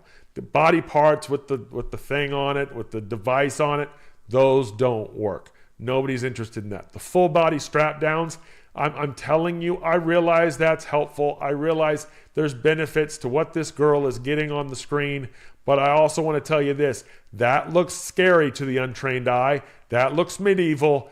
Don't show it. Okay? Not the place. Not the place. Honestly, even if she was smiling, still wouldn't do it. Still looks like, oh, what's all going on here? What are they going to do? Are they going to stretch her out? What's going to happen? They don't need to think that far, okay? Keep it simple. And lastly, the obvious one, stock photos. Stock photos don't work. Stop using them. We provide them for you, but they have the lowest performing rate because there's so many out there being used. They want to see you and your office, not some stock family. Now, the educational campaign, like I mentioned before, these are videos. These can't be images. These are videos. I realize you don't want to make videos. You don't like making videos, but this is why I said the staff will do it. Let your staff do it. They can do it. They can do great. So no doctors allowed. These are videos by your staff wearing their scrubs and talking directly to the patient. That's what this is. I don't want doctors in these videos. You will talk too much. You will say too much. You will say stuff. This video has to be less than 30 seconds. So to be less than 30 seconds means we have to control exactly what you say. Now, I provided for you in systems training, all these scripts. I got like 10 scripts on there for you to use. So all different ones you can try out, you can use. They're super simple. They're super easy. They are drop-ins. This is what I call them. It's a drop-in. It looks like we are catching the staff member in the act of working and telling the person on the other end of the screen a did you know. That's what this is. We are not advertising a service. We're not talking about a new patient special. We are literally dropping in on them while they're busy and they're saying something helpful about how you are the solution. That's what this works. It's one other term we've used before is an interrupter video. We're interrupting the team member to find out why you are so awesome. That's what we're doing. So to give you an example of one of the scripts, I'm going to read it off to you. Hey, did you know Family Chiropractic specializes in neck and back pain? I'm actually in the middle of helping someone right now. And honestly, this is what our day looks like non-stop. People are coming in every day with pain, neck issues, back problems, headaches, because they've tried everything else and they keep hearing this is the place that actually helps. At our office, we don't do quick fixes. We find the real cause, we treat it the right way, and that's why so many people trust us with their care. So if you're still hurting and you're ready for answers, there's a reason everyone's coming here. Give us a call or stop by. We'd love to help you get your relief too. That's it. You see, we talked about conditions, we talked about issues, but we didn't go deep diving. We just said, hey, we're busy right now. We're busy treating, helping all these people, and we're going to help them this way. So we give you the scripts. We give you a way to do it. We even teach you how to do it. We give you recommended apps for using a teleprompter app on your iPhone. So you literally just look at the screen and read it just like I did there. And you're looking right at the camera when you're doing it. So it makes it super simple and super easy. We also tell you apps you can use to edit the video so you can add captions to it because captions are a necessity in this day and age. So this is a big deal. And the last one is the testimonial ad campaign. The testimonial ad campaign is simply this. We want ads of photos of either 5-star reviews or video testimonials. That's it. We want people, it can be 5-star reviews, it can be people, like I say, with the thumbs up saying, hey, this saved my life. That sort of deal. But they have to show real, happy patients from your office. This is not a time to show, hey, this worked on somebody 6 states away. That doesn't have the effectiveness. It has to be people that are here. People with pictures of them in your office. So it's like, wow, this really does work. Now, there's a tutorial in our systems training called the testimonial video section. That's a section in AI Clinic Assist where you can email out a link where people can record their own testimonials about your clinic and just email them back to you. And it's super simple and super easy for them and for you. Those are great for this. So that's something you can create. You can look for that tutorial in the AI Help Center. That's a great thing. So, but this is it, testimonials, interrupter videos, because this is really what it's about. When it comes to testimonials, it's great to show treatment, but it's also great to show the results. So it's not just about showing how we adjust, it's about showing what happens after the adjustment. Just like with a slot machine. We could show pictures of what it's like to make a slot machine and how to perform maintenance on a slot machine. But the reality is I want to see some people hit the jackpot. I want to see some people who are, woohoo, we did it, man. This changed my life. How awesome is this? That's what we're doing. That's why we're here. Because the reality is you have the jackpot, man. You have the lotto prize. Chiropractic is $1 billion win. It's saving lives, it's changing lives, and it's the right thing. It's the right thing for everybody. It's the right thing for you. And this is all available to you right now. If you're in AI Clinic Assist, go use this. Go take advantage of it. Ads Launcher. Inside, take it. We're going to go right now. We're going to take a 10-minute break, and we're going to be back.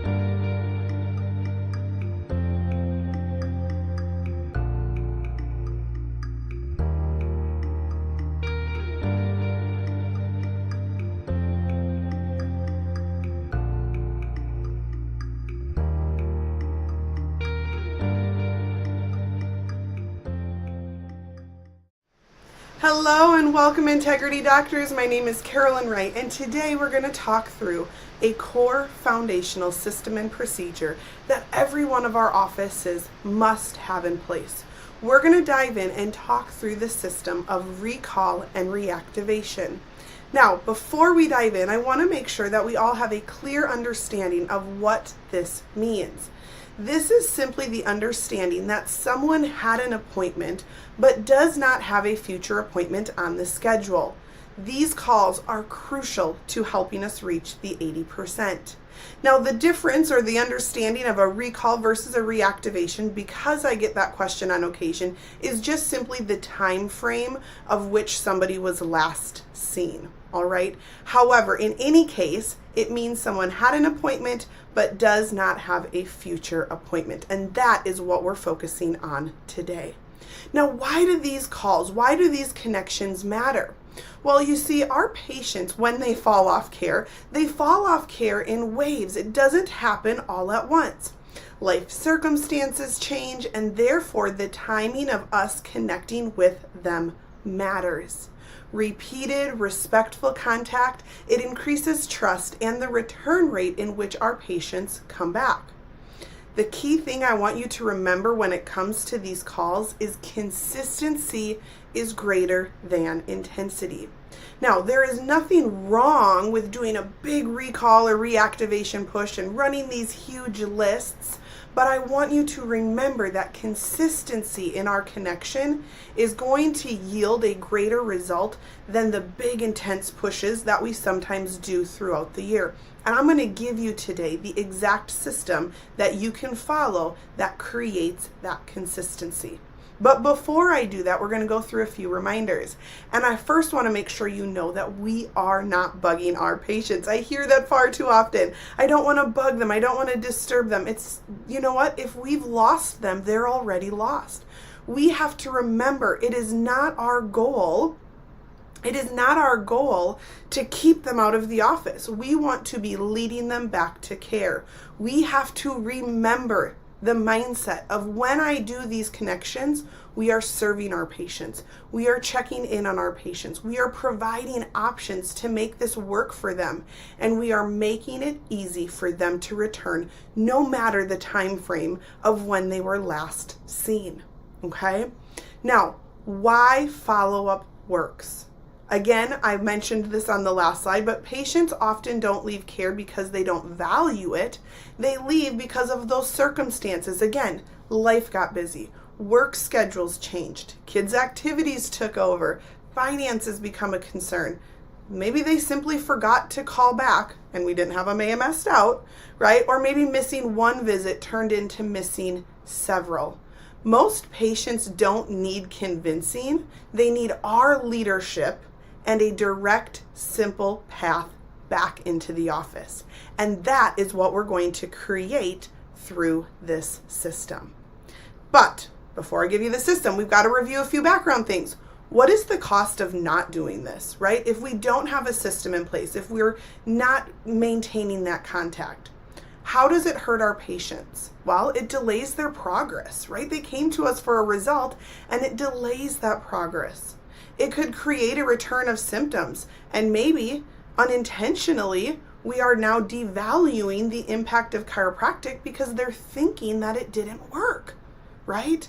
Maybe there's longer recovery times because, again, if they're falling out of care, they're not sticking to that plan, it can extend the length of that recovery. It also can create an option or an opportunity for them to feel disconnected from their care plan. Right? They can lose interest. They lose the value of what that was. Now, for our office, it creates empty appointment slots, right? Our missed, our cancels. It can create havoc on that schedule. It reduces retention. It lowers our patient outcome. It creates lost opportunities to serve patients who need help, who maybe would have made referrals. Okay? And obviously, it hinders the growth of our office. Every unscheduled patient represents someone who had once said yes to care. And I want you to remember that because that's really important perspective to keep in mind. Now, The practice example that I want to give to you is just a numbers example. And I'm going very conservative on this, right? Some of our offices probably experience much greater numbers than these, but I want to give you a visual of what this looks like. So we're going to go on a very small, simple scale of just 10 people per month falling out of care. And again, depending on your office and the volume you have, this might align with that. You might see you have a lot more than that. And I'm going to show you how you check that here as we progress. But if we have just 10 people per month falling out of care, that equals about 120 people per year. Okay. Now, statistically, we know that several of these might fall off within their first 4 to 6 visits. So that means if we have an average treatment plan of 18, and some of our offices might have bigger or smaller treatment plans, but we're just going to go in the middle at 18, we still have at least another 12 visits, maybe even 16. And then on average, once they'd complete that, they'd move into wellness, so that completes about 1 time per month on average, okay? And again, a lot of these patients that we lose, they might have had many more visits in their treatment plan, or they might have moved to 2 times a month wellness, okay? But we're gonna do simple math here. So 12 missed visits over maybe the course of 6 weeks. I'm gonna round and say 2 months for easy math here, okay? Plus then doing about 1 time a month for the remainder 10 months of a year, right? So we're going on a 12-month calendar, equals about 22 visits over the course of a year, okay? Now, if we times that by the 120 individuals that we're saying dropped, that equals about 2,640 visits per year that are now missing. Now, if you were to divide that by 12, right, over the course of 1 full year, what would that look like? That is about 220 visits per month that are missing from your schedule. And again, that's on the conservative side, right?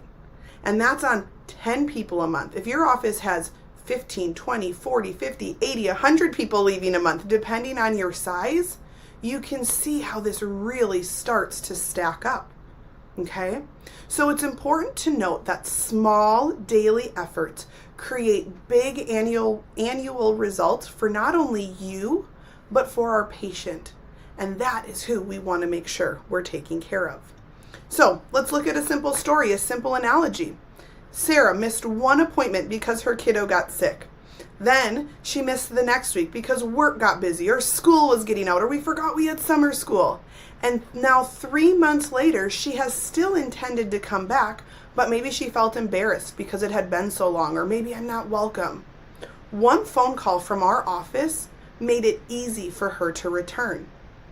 The key lesson here is patients often don't come back because nobody reached out, not because they didn't want care.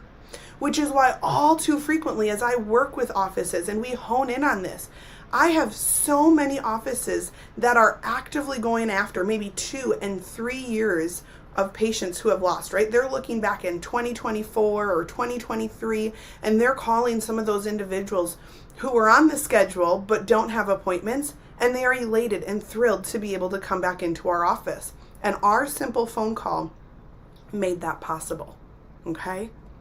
So, how are we going to start this? Before I give you my system, the integrity system, to really hone in on recall and reactivations, I need to emphasize 1 crucial point. We want to, at all costs, stop them from getting to that point. I want to stop them from falling off the schedule. I really want to work hard on keeping them on the schedule. Because as we talk about recall and reactivations, it means we've lost them. So before I give you the system, I want to emphasize the importance that you have a very strong missed appointment procedure. Because the sooner we work the missed appointment procedure, it creates stronger results up front, and then it limits the people falling through that pipeline that are needing the recall and reactivation process, okay? So doing our missed appointments is urgent. It is crucial. It is more important, right? Because it's really the starting point of this process. We can save them up front. We prevent them from falling off. This shows we care. So make sure you have a strong missed appointment procedure. So just quickly reviewing that is I want to make sure you understand your role and expectation when it comes to missed appointments. Same day missed appointments need to continue to be handled by the front desk with urgency and leadership in working to reschedule patients and keep them on track. Okay? Now, there might be situations where doctor involvement is expected and very appropriate for patients who have missed multiple appointments. They're maybe inactive or they're clearly drifting out of care. Sometimes front desk team, you can see that before they do because we have a lot of those conversations. So a brief doctor-led call can be highly effective and appropriate as things progress. But I need you to remember, we are not just picking up the phone and just making calls. We are protecting patient outcomes. It is why we care. It is why we start with a strong missed appointment procedure. Okay? So, how to start? I want to give another couple reminders. Knowing how we talk matters. Knowing the tone of my voice, knowing what I'm saying, how I'm saying it, that all really matters. Number 2, we have to understand the process. We have to know the process. We have to know what a missed appointment process looks like in our office. We have to know what we're doing and how we're doing, number 3, whatever it takes to keep them on the schedule. And if they happen to fall off, get them back in on the schedule. So the missed appointment procedure that is standard process that we have here at Integrity is calling on days 1, 2, 3, and then the following week, which is about day 10. And that allows us to really work on getting connected with them. Maybe they got really sick, had a surgery, something happened. That continues to show that we care. Okay. This also I put on here is a quick note for us to check. Are we advanced multiple scheduling? Because if we are, then a lot of times we know that they've got an upcoming appointment. It allows us, even in those missed appointment calls or those follow-up calls, to be confirming that next scheduled visit. We're not having to chase them too much to try to get something on the schedule. It's allowing, if that does happen or something hinders it along the way, we know we've got that safety net in place for our patient already. So advanced multiple scheduling, also very important in this process. All right. Now, I want to give a quick tip here in case you're not utilizing this or you didn't realize this was available to you. But inside our AI Clinic Assist platform, we have some resources and tools for you that help support this process. So yes, we still call within 15 minutes. Nothing is replacing our personal attempt and connection. Now, if we don't get a hold of them to get that visit rescheduled, we can then drag their name from wherever they're at in this section, and we can drag them to the missed appointment box. Okay? And now AI will provide additional support. It's not replacing you, it's additional support. Our AI system will text and or email over a 3-week period to these patients who are fallen out, encouraging them to get back in. The other thing it does that is really helpful is it emails our front desk daily for 3 days. Remember we said that process is day 1, 2, 3? Because we know the importance of that upfront attempt, it is emailing you, reminding you, make sure you call Susie, make sure you call Susie, okay? Because yes, we still do that. Now, if at any point we get the patient reactivated or rescheduled, okay, you're going to then drag them from the missed appointment box here over to the reactivated box, and that will stop those texts and those emails from continuing to go out because the patient has now been saved in the schedule. Okay, so I wanted to make sure you knew that there is a supporting add-in for the missed appointment process. So let's go in now, a couple understandings, and then I'm going to give you the system. Recall isn't just scheduling, okay? Again, it's creating a continuity of care. A patient who disappears from care is often a patient whose goals are no longer being actively supported. Think of that for a minute. A patient who disappears from care, they came in for a reason, but now their goals are no longer being actively supported if they've fallen off, if they've disappeared, and we don't want that, okay? It's also important to note this is a daily process. I don't want this to be an on occasion or when I feel like it or if I notice numbers are slipping. This is something we consistently do because remember, Consistency is greater than intensity. I don't want this to feel optional. Far too often it's like, maybe we should do this, or we'll do really good this week, but not good the next week. This is not optional. This needs to be a standard practice in our office that we execute. I always want to ensure we have a follow-up date, and our system that I'm going to give you always ensures that we do. This is not instead of automation, right? So a lot of us use various services that you'll automatically have text messages going out. This is a reminder. It is in addition to any automated messages that we have.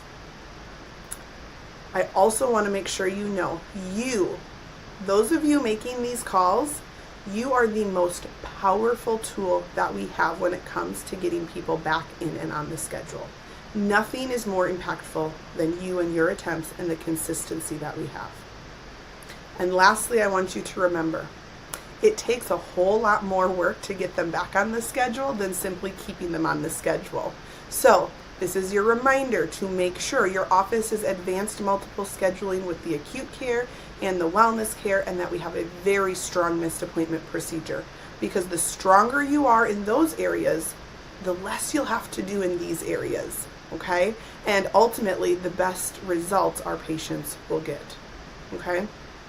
So if this is your first time really implementing a recall and reactivation process, just know the initial push of getting this started is going to be greater than maintaining it, because once you get this going, your results are increased and the amount of people that you're having to follow up with continues to lessen. All right. So without further ado, let's go into the system and how your office creates this for success. All right. So here's going to be our system overview. All right. And we're going to explain exactly what this looks like and how to do this. So again, because it's important that we know we have a strong missed appointment procedure, we're going to start with that. And you've got to make sure you have that in place. So making sure that you're calling them the day they missed, the next day, the following day, and about a week later.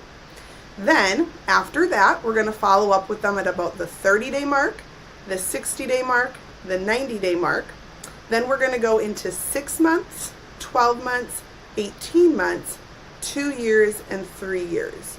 So that means outside of the missed appointment procedure and anything extra you may sprinkle in throughout the year, we are consistently contacting them 8 times over the course of 3 years. So to go back to something on an earlier slide when we're worried about bugging them, in 3 years, they may only hear from us 8 times if this is the only process that we have that we're doing. There is no way that we're going to come across as bugging them. Okay, so that's important to remember. So how does this look like? So I want to just show you what the process and how we're going to break this down. And I've got an example for you starting in July, since we are right here before the month of July. And this is something you can get started on right away on Monday. So what we've done is we've broken that schedule that I just shared with you up over the course of 4 weeks. Every month has 4 weeks. And you might even have a few months that squeak a 5th week in there for how this flows, okay? So the first week of the month, you are going to call, and you'll see here on the first spot, it says your 30 and 60-day list. So on Monday of the first full week of July, you are going to just run the 30-day period of June 2026, right? I get that it might not be exactly 30 days for everybody, but it's fine. Don't overthink it, okay? You'll catch them in the 60-day list. So what you're going to do is you're going to go into your system and you're going to run the report. Who is in for an appointment but does not have a future appointment from June 1st through the end of June. And you're going to see what that number provides to you. So in my example, I wrote on here, there were 15 names on that list. Okay, great. I print that off and I've got my list of 15. Then I'm going to run a second report. Who came into our office in May of 2026, which was 60 days ago, but does not have a future appointment. And we're going to pretend that list is now 12. Great, I print that list off. So I've got 2 lists now in front of me, my June list and my May list. Together, they have 27 individuals on that list. Now, you can go through that list, and there might be some individuals we might deem that we don't want to call for whatever reason. Maybe they were formally discharged, or they moved, or, whatever it might be. Sometimes I've been running into, we've got snowbirds, so they might be a unique situation, okay? So we are going to make personal calls to all of those names, which means, in this example, we've decided we're going to call 20 of those individuals. Okay. Now, of that, how many immediate results did we have that week? I put my number there. I'm not going to come back and worry about micromanaging this and erasing that and, oh, they called back 3 weeks later, now they're 6. Don't worry about it. Just initially, I had 15 names on June, 12 names on May, total of 27. I called 20, and here's the results that I had. And your goal is that you're going to work that 30 and 60-day list the first week of July. And your goal is to get through that list by the end of the week, because then week 2 is going to swing around. And then in week 2, we're going to work on the 90 and 6-month list. So 90 days ago was the month of April. So the whole month of April, you're just going to run that report. How many names are on that? Fill it, print it out. Great. Then 6 months ago from July is January. So we're going to run the report of January. Again, put the names, print it out, and that is the list that we're going to be working through the second week of July. You're going to call your 90-day and your 6-month list. Then we're going to get done with those, and we're going to start on week 3 with our 12-month and our 18-month list. So 12 months ago was just the month of July, right? We're not doing a time frame. We're just doing these single individualized months. So we're going to run July 2025, which was 12 months ago, and then January 2025, which was 18 months ago. And then work through those week 3, and then on week 4, we're going to call the 2-year list and the 3-year list. So just July 2024, that was 2 years ago, and just July 2023, which was 3 years ago. Okay? Now, as you work through these, if there's any lists you don't get quite through, you can continue to carry them into each week, but you want to get through these over the course of that month. And then you can see we start over in August. So the first full week of August, you'll do your 30 and your 60-day list. And so now it's July and June, okay? And so it's what the other nice thing you can see here, just as we're looking at this together, June 2026 in July had 15 names. Now, June 2026 in August is considered our 60-day list. You can actively see how your results are month over month if you keep this filled out, because maybe you started with 15 names on the list, but now when you ran it at your 60-day mark, you can see there's only 11 names on the list. And then it'll show up on your 90-day list, and maybe there's 8 names, and then it'll show up at 6 months. And so as you have this and you're going through and you're completing this, it's really important, one, to track your results, because what we track, we can see the impact of it, right? And 2, we can see how we're doing at keeping patients under care, okay? When offices are just getting started with this, I really want you to not only focus on just putting the system in place, but what I want you to pay attention to is the numbers that you're getting on these initial 30, 60, and 90-day lists. If they're very large, that means we have a hole in our process. They're not advanced multiple scheduled. Therefore, maybe we're scheduling when they leave. We have high missed and cancels. We have a lot of people dropping out of care, right? If we have too many names on those 30 and 60-day lists, one, it's so great that we're doing this because we want to really make sure we're capturing them and bringing them back in. But 2, it tells us, hey, let's go look at our systems and our processes so we can limit the amount of people falling out of care each month. And this helps to demonstrate and show that, okay? So because I get this question, and a lot of you have seen this already, I do have a QR code for you if you want to go ahead and scan this, and I'll share it one more time at the end. But this will take you to a PDF document with those week 1s through week 4s listed out for the full year of 2026. And so it'll give you July, August, September, October, November, and December. So if this is something you're interested in utilizing, this exact setup with this sheet, you have access to that. So go ahead, scan this QR code, and it will take you right there. I'll give just a quick minute to do that. And again, I do have the QR code one more time at the end of the presentation for those of you who need it.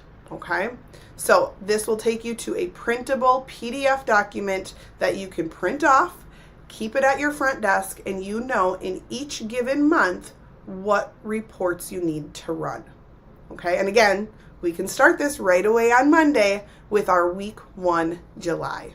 Okay, all right, so couple things now. So we know why recall and reactivations are so important. We know that we've got to make sure we've got great, strong missed appointments. We know that we've got to make sure we have advanced multiple scheduling, and now we have the system. Now, once we have the system alone isn't just enough, right? I can't just be a robot that I'm just doing this, right? Because we talked about, we do this because we care. So I've got a few key reminders here for you. Number one, when you are making these calls, if you know the patient, incorporate that. Ask about their kids, a vacation they went on, or propose the time you know that they like. You have an opportunity in this very moment to show just how much you care, and they can tell your sincerity simply through the tone of your voice and the interaction that you're having with them. In a lot of cases, patients are so surprised when we remember them, because remembering their kids, their hobbies, their vacations, their work situations, that's forming and creating trust. And trust in offices with our patients is how we can create retention. Okay, so being personable and not just being a robot, having a script, saying something with no emotion is really hindering. Okay, so be personable if and when we can.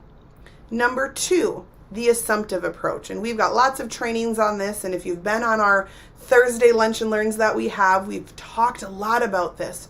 But the assumptive approach is simply our ability to always take the positive assumption. So that means I'm assuming they want the appointment. So when I'm calling, even if it's been 6 months or 12 months or 18 months, it's really easy for me to use the words that create the assumption that they want the appointment, because in a lot of cases we have not heard any differently. And so therefore, because I'm assuming that, I can lead them right to the result of telling them we want to get them back on this schedule. We've got great times. We could do this or we could do that. Which works better? If we start asking if you would like to come in, are you interested? We are going to lose them, because it creates way too much possibility for them to think, oh, maybe not right now. I've got a busy couple of weeks. I'll call back, right? We always need to be proposing a couple of available times instead of asking. So leading them back into the schedule. Number three, because I want you to know, when you do recalls and when you're reaching out to these individuals, you are going to get a lot of voicemails. And that is absolutely okay, and it is not abnormal, and there is still so much positive that is happening even when we're leaving voicemails. Okay, so if you receive their voicemail, you're still going to apply these same concepts. You are going to be personable, right? We're also going to be utilizing the assumptive approach. So state that you want to get them rescheduled, and if your office has texting, you always can follow up via text after your voicemail and state a couple of times available. If you don't have in-office texting, that's totally fine. Then you can simply just state a couple of options that we have this week. Again, with the assumption that they're wanting to get on the schedule. Okay? And then lastly, we're always setting the follow-up. Okay?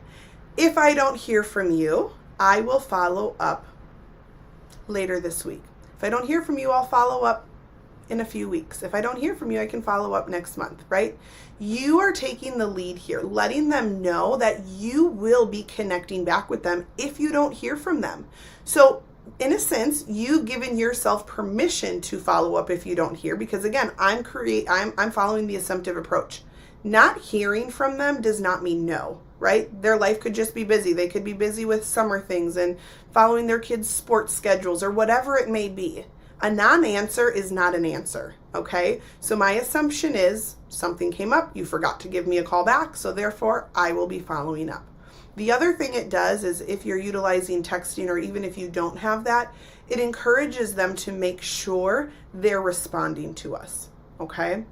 And again, because I can't emphasize this enough, and I don't want this to be a measure of success or failure, it is not abnormal to receive a significant number of voicemails, especially if you haven't been doing a consistent system. You're probably going to get more than you will as you progress through this and you start being consistent. Okay? All right. Couple last tips again as we're wrapping up here. Implementation of this process is greater than maintaining it, because again, our lists are going to be a little bit bigger if it's something we haven't been regularly doing. Secondly, I always want you to remember my goal here is to lead them to the result. It's not to ask them if they want to do this. It's to lead them to take an action. Okay? Third, never forget the follow-up. Consistency creates confidence. All right? The message of us continuing to check in and show that we care. Passively, you also are doing some marketing. So maybe they don't follow up with you, but because we left that voicemail today and they're visiting with somebody over the weekend, they say, oh, you should go try ABC Chiropractic out. In fact, that reminds me, I need to follow up with them. You will not believe the amount of times I'm on a coaching call and I'm like, shoot, as I'm talking about this, it reminds me I need to follow up with X, Y, and Z. Okay? Because as I start talking about it, it reminds me to do it. And then I a lot of times forget. So if they would just follow up with me, boom, I'd be back on that schedule in different areas. Okay? Number 4, don't stop trying to reach out to them unless we have a reason as to why. Again, maybe they moved, they've requested no contact, they're formally discharged. But in other cases, don't just self-opt people out of the schedule. Don't just assume because they were a PI case and they finished that they don't want to come back. They still deserve and need to be contacted as well. Because lastly, every patient deserves an invitation back to our office. The list will work when we work the list. But if we're not working the list and we're lacking consistency, the results will lack. Okay? So here's that QR code one more time as promised as we wrap up today. But I want you to remember, every patient on a recall list was once excited to start care with your office. And we need to remember that most of them, when they don't answer or they fall out of care, they're not saying no to us. They simply need someone, aka you, to lead them back. So again, you've got to remember the list will work when we work the list. Thank you guys for joining us today. And remember, this is a foundational process in our offices. And so make sure we've got that system in place to execute. Thank you.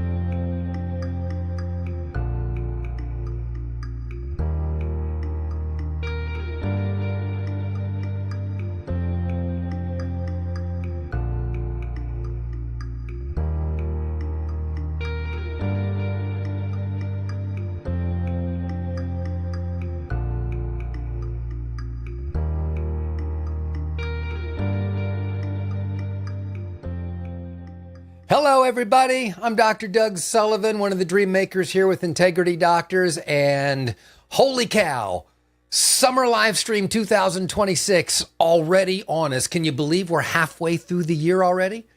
Time flies when you're having fun. And speaking of having fun, I got a fun one here for you today. It's called The Art of Communication. This is a class that we taught many years ago, and by popular demand, we're bringing it back again with some revisions and some updates. So if you're ready, I'm ready. Let's dive right in. This is a sneaky important subject for us because it impacts all of us, not only in what we do within our office, but also out in the rest of the world as well. So whether we're talking about your front desk interactions or your doctor interactions, whether you're a practice representative in the office, or whether we're talking about being in the therapy department or the insurance department, or whether we're talking about communicating with a loved one at home or a friend outside of the office, this topic is going to have immediate impact for you. Because the truth is, you guys, if we're going to communicate chiropractic effectively within our office, we've got to master the art of communication. And the reason? Most of the public does not know what we do or who we are or how it works. And even once they're into chiropractic, they still don't know what to do with it once they're in the office. So we've got to become very good at and stay very good at communicating chiropractic care to our patients. I wonder if you've ever noticed when human beings don't understand something or don't know something very well, they tend to be down on it. We tend to say they're down on what they're not up on. Have you ever noticed that?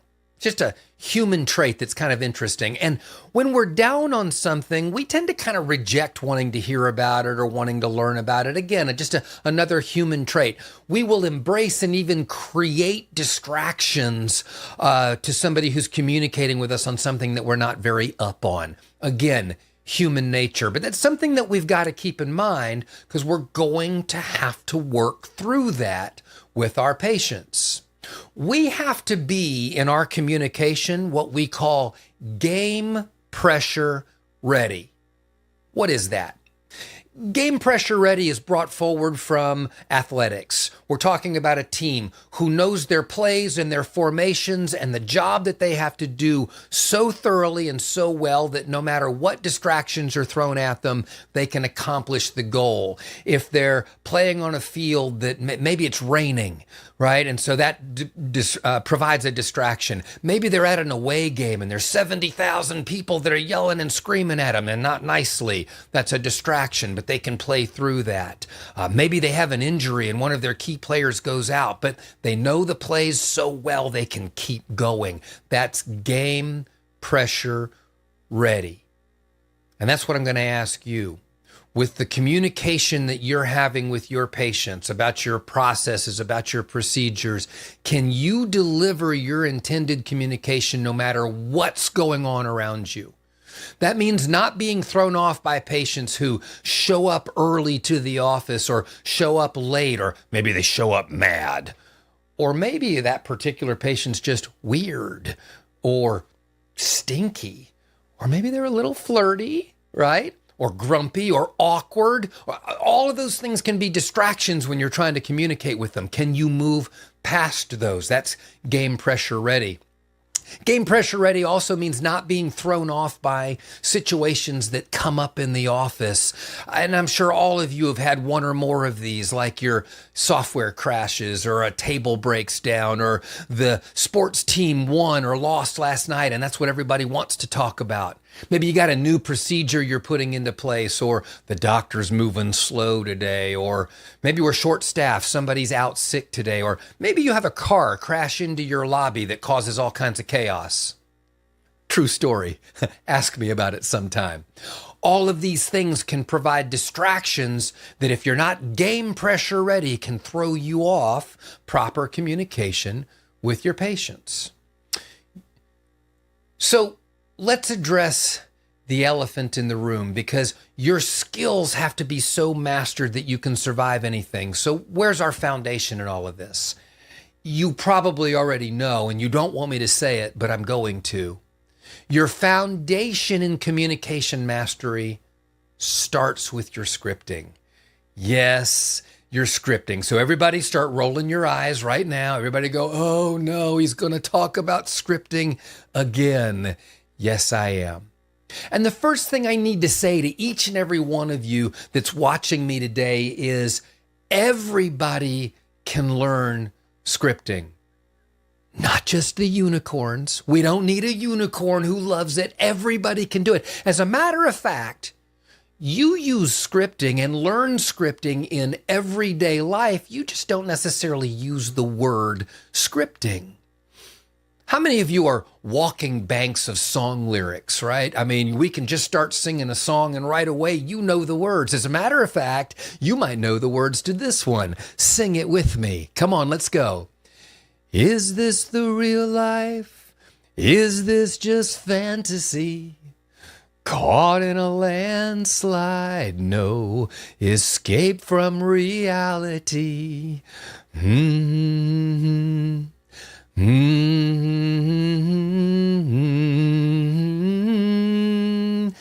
knew the words, didn't you? I know there were a lot of you out there that started singing with me. That's a script, right? You learned it. You didn't even have to learn it to perform it, and you still know the words. You know, I was always blown away by my high school daughter who every summer would go to dance team camp along with her whole team, and they'd be there for 5 days, and we'd show up as parents at the end of camp to watch what it is that they learned. And over 5 days, they learned like 10 dance scripts, and not just like simple, easy stuff, like complicated maneuvers and everything. We're talking about a high school dance team. We're not talking about some sort of professional performance. Yet they could go out and they could do it and make it look easy.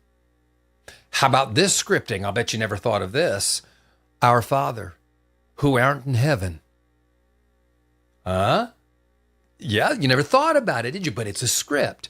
You do learn scripts all the time. So I'm going to get you right now. Stop saying you can't or won't learn them. They're everywhere in the world. And many times I get this pushback of, well, scripting isn't professional. No, you're wrong. Scripts are professional, and they are everywhere in the professional world. See, you guys, the truth is, in high-stake professions, scripting isn't a crutch. It's the foundation that frees you up to perform under pressure. Remember what I said a moment ago. Your patients are already down on what they're not up on. They walk in the door with resistance baked in. So your script isn't just a communication tool. It's your prepared and practiced answer to that resistance they come in the door with. Delivered with enough mastery that they never even feel it working. We see examples of this in the professional world all over. Let me give you a few. Since we started with sports, let's stay there. How about NFL football teams? The playbook. It's a script. Every route, every formation, every audible at the line, it's all scripted and all rehearsed until it's totally unconscious. How about airline pilots?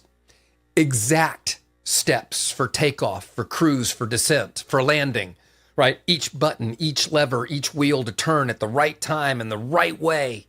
It's a script. Highly scripted for obviously very important reasons. Surgeons. You know, a surgical team follows a strict safety protocol before they start every procedure. Steps are called out and then verbally confirmed by others in a specific sequence. Lives depend on this kind of scripting. How about law enforcement officers? They're trained in language like Miranda rights. You know, as a matter of fact, the Miranda rights, you have the right to remain silent, so on and so forth. If that's not done right by the script, the whole case can actually be thrown out in court. They script traffic stops and crisis de-escalation. Words matter, everybody. The order that they come in matters. How they say them matters. The emphasis which they use matters, and they practice it until it's automatic. A script gives you a baseline. But here's the deal. Knowing the script is only the beginning, really, of this conversation. The real question is, what happens when you go beyond just knowing the script? Knowing the script means you know the play, you know the order of the buttons to push in the plane, you know the technical steps of the surgery, or the words that should be said when there's an upset person that the police officer's dealing with.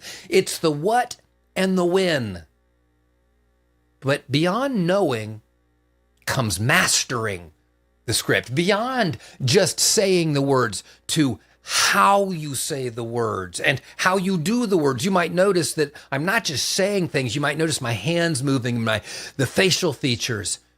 That's the performance of the script, the performance of the words. And really, that's where I want to go and focus all day today, is on the performance of the words. Now, unfortunately, so many of you stop at the knowing. You stop at learning what words to say and when to say them, but you don't go into the development and the practice and the mastery of how. You don't go into the performance, and it makes a huge deal in how your message gets delivered. Let me give you a really simple example, a simple demonstration of how important performance is. I'm going to take a sentence. I didn't say she hit my car. And let's perform it simply by changing the emphasis on the words. And let me show you how much we can change the sentence. I didn't say she hit my car. There's a lot of meaning in there. It might have been him, or it might have been the deer that ran out in front of me and hit the side of my car, or it might be the hail that fell out of the sky. Right? Lots of different emphasis or meaning there. Now, what if I change the emphasis just a little and say, I didn't say she hit my car? Well, I've changed the whole sentence again. That simple shift in performance now might be, she spit on my car. She painted my car. She drove my car. Right? And one more time, just for good measure, I didn't say she hit my car. Now I've changed the whole meaning of the sentence again. Maybe she hit the mailbox, or the tree, or the dog, or the garage. Simple changes in performance, just emphasis, and we'll go into that as being one of the performing aspects in just a little while, completely changes the meaning of the sentence. Now imagine how that's taking place across your office if that simple little thing's just the scratching the surface of performance. Imagine all the interactions going on and all the different ways that those scripts are getting performed to your patients. So I think that begs the realization here that we need to dig into mastery, not just of the script itself, but of the performance. And when we're looking at performance, it breaks down into what I would call 4 channels, if you will. These are the messages of communication. The emotional performance, the visual performance, the audible performance, and the intellectual performance. Interestingly, Keith spent an entire conference class on this topic about 10 years ago. So important. That's why we're bringing it back again. Let's take a look at each of these 4 messages of communication at a bit more in depth. We'll start with the emotional messaging. You know, patients don't care how much you know until they know how much you care. Yet we spend a lot of our time when we're communicating with our patients trying to tell them what we know. You got to start with how much you care. Here's the truth, everybody. You can't script sincerity into yourself and into your message. You can't fake genuine love for your patients as you're communicating to them. And you absolutely cannot hide the absence of that sincerity and that love. So we've got to start with the emotional messaging inside of you first. I'm going to come right at you for a minute. If you're just punching the clock, if you're just showing up to work and do the tasks and say the things, and there's no emotion involved in what you're doing here, your patients are going to see it. They're going to hear it. They're going to feel it. You cannot, in this job, as a doctor, as a CA, as a practice rep, you cannot just show up and punch the clock. They'll see these things on your face. They'll see it in your body language. They'll hear it in your voice. They'll even detect your lack of sincerity and love if you're just punching the clock in the space between your words. See, the emotional message isn't actually something you perform. It's either in you or it's not in you. You either have it or you don't. So let's talk about it a little bit. What is the emotional messaging that we're talking about? Love. Love of chiropractic, love of your job, love of your teammates, love for the patient. Sincerity. You've got to mean what you say when you're talking to your patients. And passion. You got to have strong devotion and intense conviction to chiropractic, to your team, to the effort that you're putting forth for your patients. And you might say, well, I'm new to the office. I really don't have strong areas of love, sincerity, and passion yet. Or maybe you say, I've been here a long time and maybe that's running a little thin. Maybe I've run that down a little bit. Okay, we've got tools for you. The core values, the success principles. You guys as a team should be reviewing those all the time. I know a lot of you think of that as sort of the fluffy stuff that, comes before we dig down into the procedures. No, the core values and the principles and the success principles are the foundation. By the way, one of the success principles is love.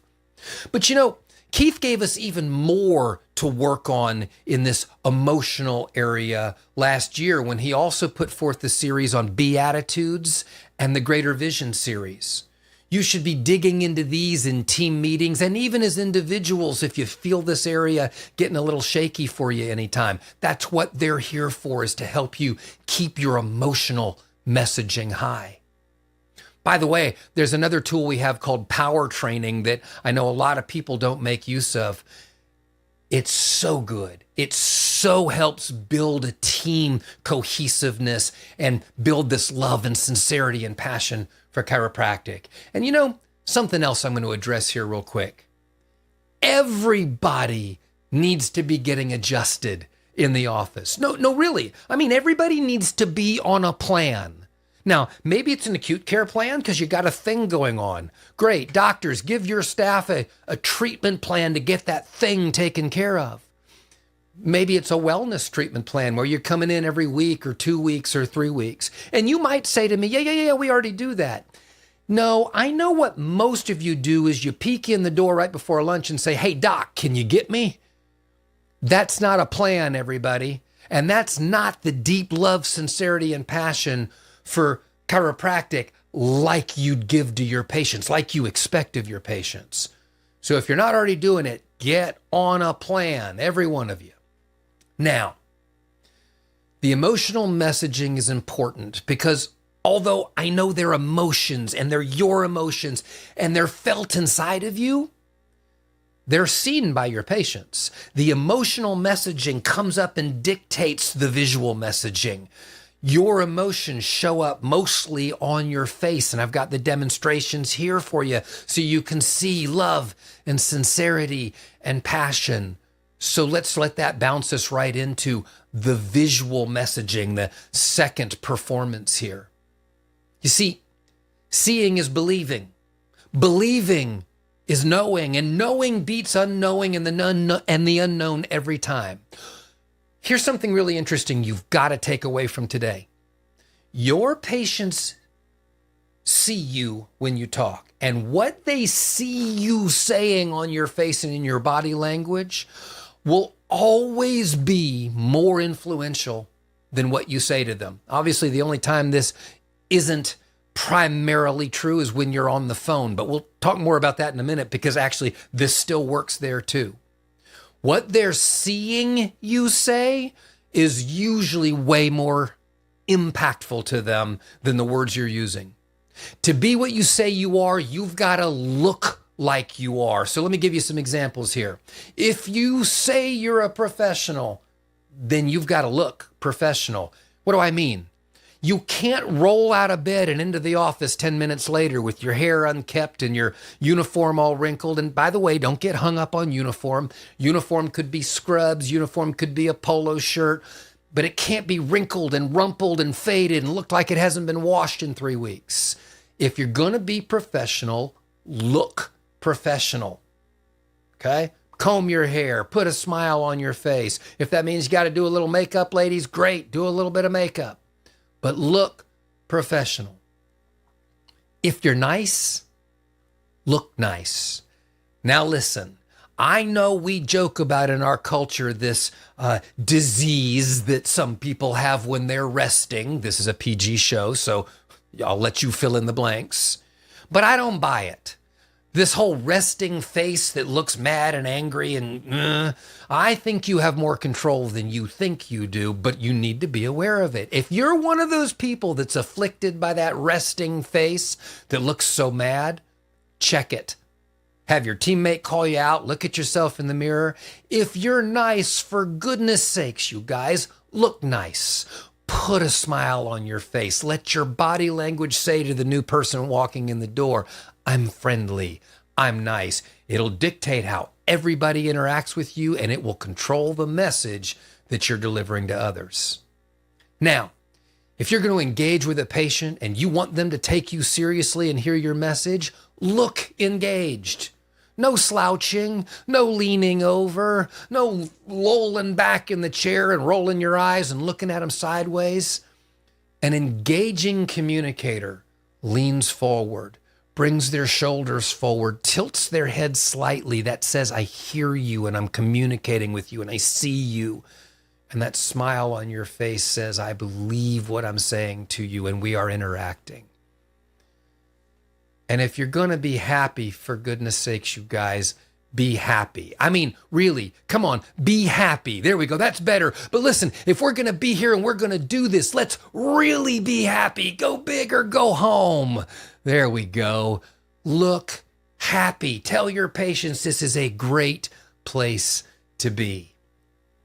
I hate to do this, but I have to because they're really good at it. I've got to use a pharmaceutical company as an example. You know, pharmaceutical companies know exactly how powerful visual messaging really is at influencing what patients and consumers hear.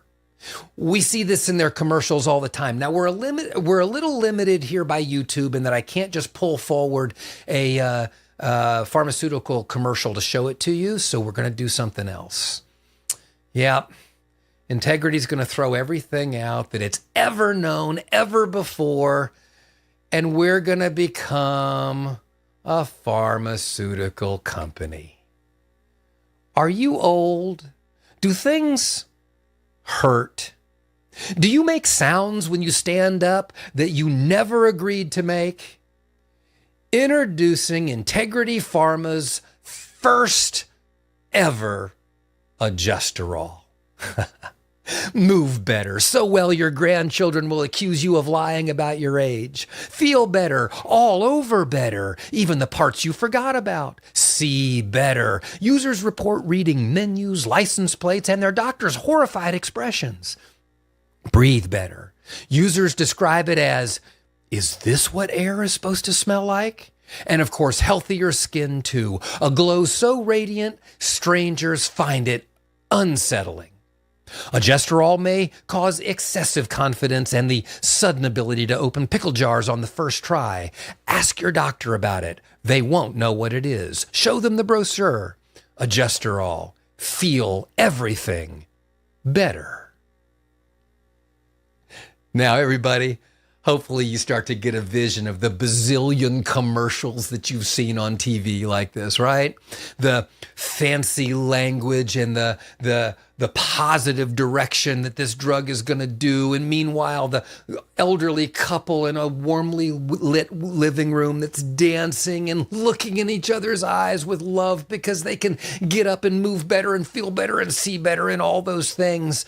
Now, you've done this enough to know what I'm coming to next, right? See, all that visual image is reaching out and grabbing you to overpower the next thing that happens. They want to sneak this in while you're not really hearing them.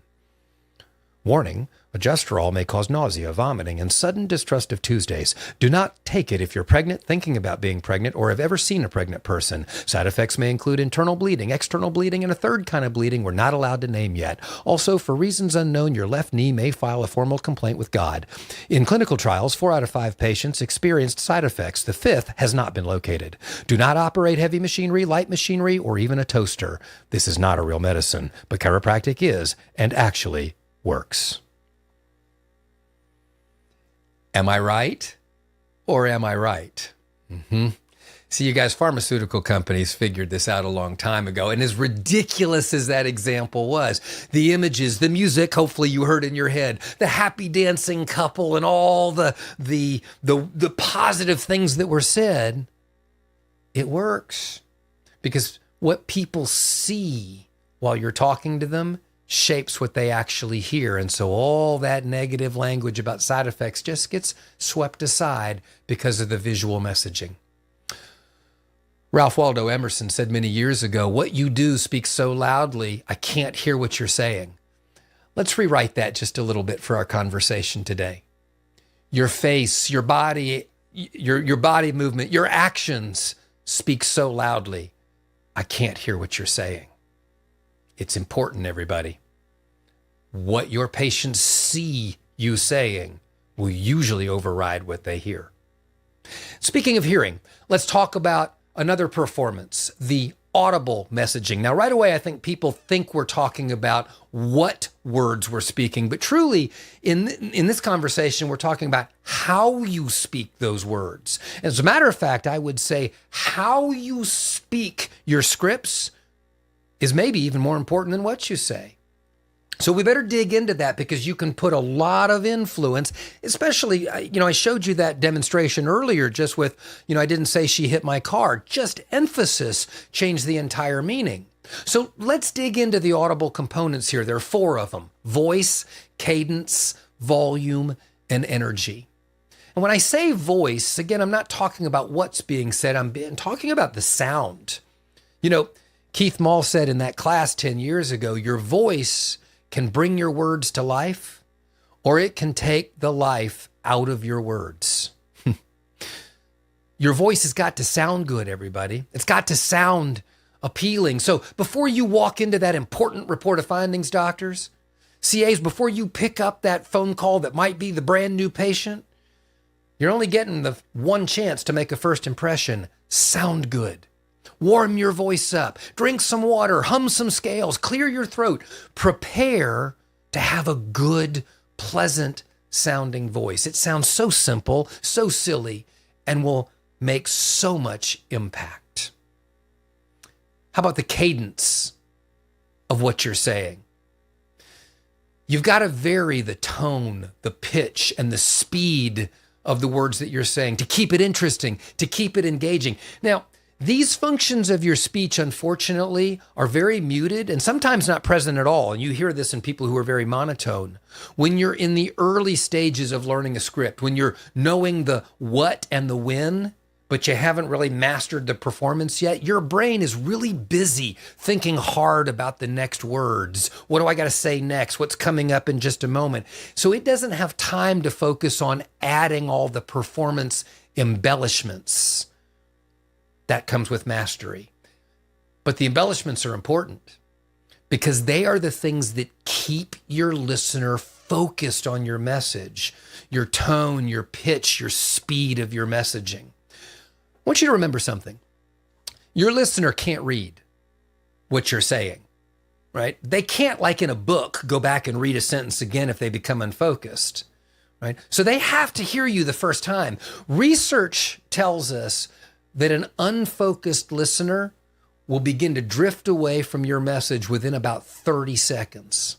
And once they're gone, they do not come back cleanly. What'll happen is when they realize that they've not caught part of what you said because it's not keeping them focused, they'll actually turn inward and try to fill in the gaps. And while they do that, they miss even more of your message. And it becomes this chain reaction, resulting in an incomplete or completely unheard message that you're trying to communicate. Fact is, you guys, they didn't misunderstand you. They just simply missed you, not because your words were wrong, but because your performance of the words you were giving didn't hold them. So your cadence matters. This brings us back to game pressure ready. You've got to master the scripting if you expect to perform at a level that holds your patient's focus. Another audible messaging we need to look at is the volume of your voice as well. Now, I'm not talking about shouting. I'm talking about projecting. The person in the furthest corner of the room should be able to hear you clearly without straining. Right? This is a big difference between projection and shouting. Projection is being upright, shoulders back, chin up, so that your voice comes out stronger. There's a lot of physiology that goes into that. We won't dig into that today. As a matter of fact, I should put a quick plug in. In our team retreats that we're doing around the country this year in 2026, my class digs into a lot of these performance pieces of projection and cadence and whatnot. So if you haven't made one of those, we got 2 more coming up later this year. Get to one of them. It's great. Anyway, a strong projection communicates confidence. It says, I believe what I'm telling you. What I'm telling you is correct. You got to say it like you mean it. And staff, this becomes really important when you're on the phone because the patient can't see you. So all that visual messaging is gone, right? Let me give you an example. This is a true story. I have a client that I've worked with for a long time, and they've got a great CA at their office who I've known now for a while because I talk to her on the phone every time I call. She's always been a little soft-spoken. And when I called recently, it was particularly noticeable. Family Chiropractic, how may I help you? I mean, really different. So much so that when I got the doctor on the phone, I said, I think something's wrong. I'll hold back her name to protect her privacy. But I said, I think something's wrong. Is there something going on with her or in your office? And he said, no, I can see her right now. She's the happiest person in the office. She's great, big old smile and everything. But you see, you guys, I couldn't see her. And so even though we say smile when you answer the phone because that gets projected, you still have to be conscious about all those embellishments. You've got to know what you're saying so strongly that you can put in that tone and that pitch and that cadence variation. I couldn't see her, so one of those messages was gone, and I thought there was a problem. And if I were a new patient, we'd be in trouble right now, right? Because that was first impression of their office. So all these pieces matter. Let's talk about energy in the audible messaging. Energy is mostly brought forth by inflection, what you do with the word. Inflection is talking about turning it upwards, leaving it neutral, or turning it downwards. Now, you can do this with a sentence, but you can just as easily do it with a single word. Let me demonstrate. Let's pretend I'm calling up my friend Kathy, all right? When the person answers the phone, we could go a few different ways. Let's say in this first example, Kathy answers, but I'm not sure it's her. Maybe I woke her up or something so she doesn't sound like herself. I might say, Kathy? You see it? The upturn. I took the energy and turned it up in the sentence. And I'm immediately asking a question. But maybe if I recognize her, but I really have something important to say, and it's kind of a, I'm going to have to deal with this with you, Kathy. She might answer and say hello, and I might say, Kathy, period, right? Kathy, right? Different meaning, one word. But how about if Kathy's my friend, I recognize her on the other end of the line, I'm excited to speak to her, and she answers the phone and says hello, and I say, Kathy. 3 different inflections. 3 completely different meanings on one word. We give that word a bunch of energy depending on our inflection. You can do the same to a sentence in your office in communication. Your next appointment is on Monday at 3:00. Do you see it? I just turned it into a lack of confidence. I don't know. I'm asking you, Mrs. Patient. Or Your next appointment is on Monday at 3:00. See the emphasis with the downturned inflection? That's energy. It matters. It makes a huge difference. You know, another thing that provides energy in the audible message is silence. Now, we wouldn't often think about silence as being energy, but it truly is. It's interesting. Our culture is very afraid of silence, but it's one of the most powerful tools in communication, truly. Silence conveys a message. It elicits a response. It creates space for someone to respond. That's really what it's saying, is it's saying, I'm looking to you for a response. When we lack confidence in the things that we're communicating to our patient, we fill that silence with minimizing words, or we repeat ourselves over and over and over again. The patient will begin to notice that we're repeating, or that we're doing filler words like and stuff like that. And in fact, many times a patient will kind of sit back and go, is everything okay in there? You all right? Or you know what you're saying? I mean, they might not say that to you out loud, but that's what they begin thinking. Silence is especially powerful when you want to elicit something from a patient. We call it the power of the ask. When you're asking for a referral, silence is your best friend. You can look at that patient in the eye and say, so who in your family are you going to refer to us? Silence. See, by staying quiet, you're communicating, I'm expecting an answer from you. Humans naturally want to reciprocate in a conversation. If you ask them a question and then hold the silence, you're far more likely to get a response, and it's usually going to be a positive one. Here's another energy item that goes into audible messaging. It's breathing. Timid breathing, shallow breathing, short breathing causes timid speaking. When you're about to communicate something to a patient, something of importance, something of impact, take a breath. Take a deep breath before you begin speaking. And then relax and continue those deep breaths as you go. That makes your delivery more natural, more flexible, more confident, and it actually adds to that projection we talked about a few moments ago. See, if you take short, shallow breaths and then you try to project yourself and you run out of air mid-sentence, it signals to your patient that you're rushing. And when they feel rushed, they lose the message that you're trying to communicate. Your energy is contagious. A relaxed you, when you breathe, creates a relaxed patient.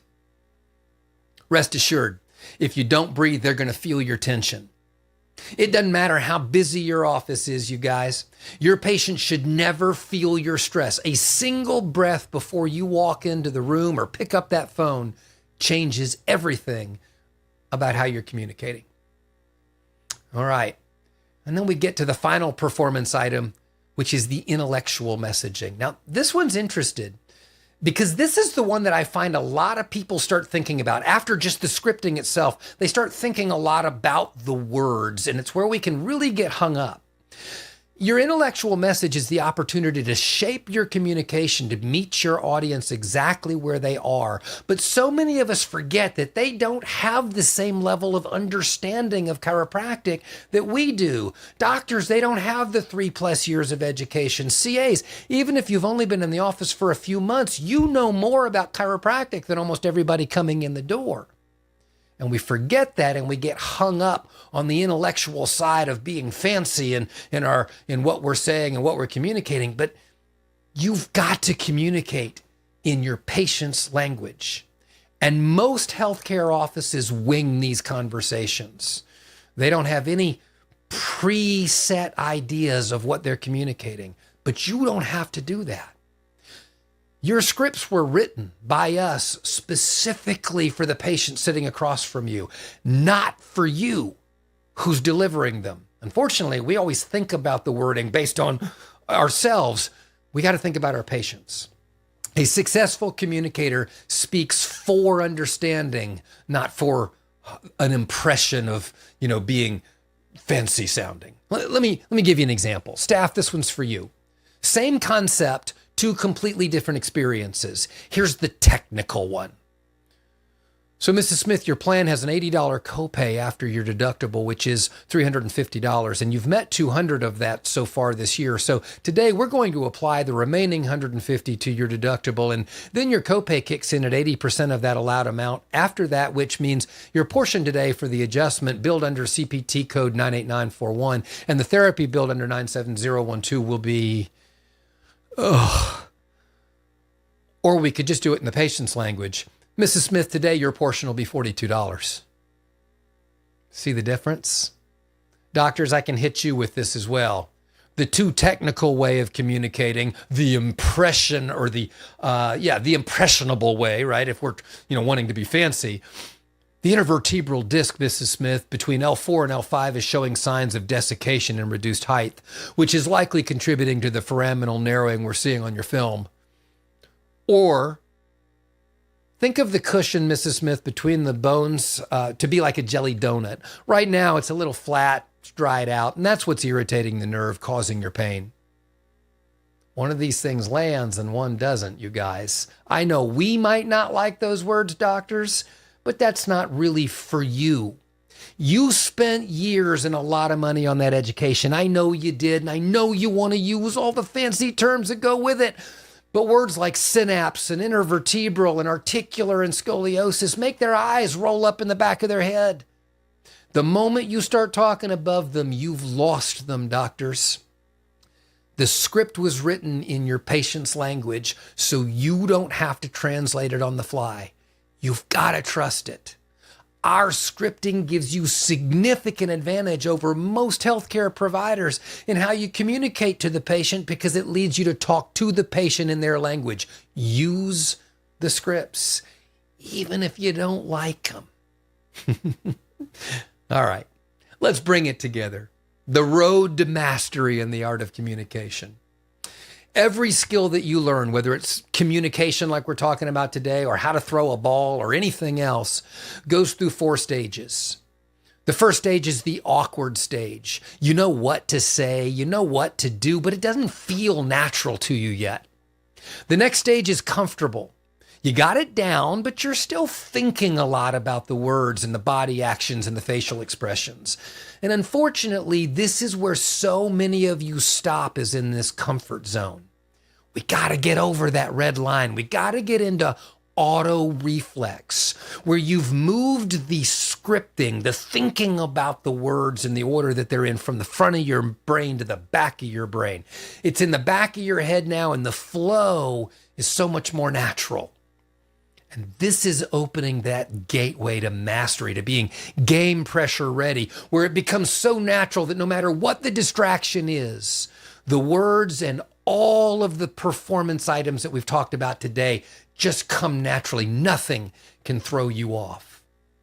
The goal here is never to just know your scripts and procedures. The goal is to own them. Owning is the how. It's the performance. It's what we've been building to this entire conversation. Let me bring you back to the examples that I gave you in the beginning of the conversation as we come in for a landing here. Earlier, I used them to establish that scripting is legitimate. Now I want to go back for a different reason. These same performers that I talked about a little while ago, not only did they learn their scripting, but they never stopped rehearsing them. That's the final key I want you to have today. Right? And it's not because they didn't know it once they learned it, but because they refused to not know it perfectly.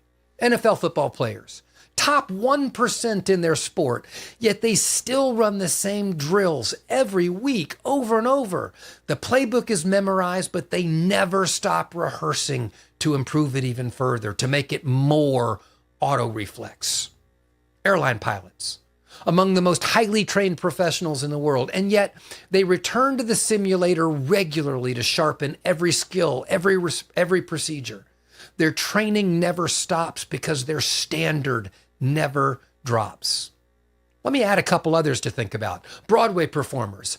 They've performed the same show hundreds of times and still rehearse before every performance because the audience on night 300 deserves the same quality of performance as the one on night number 1, right?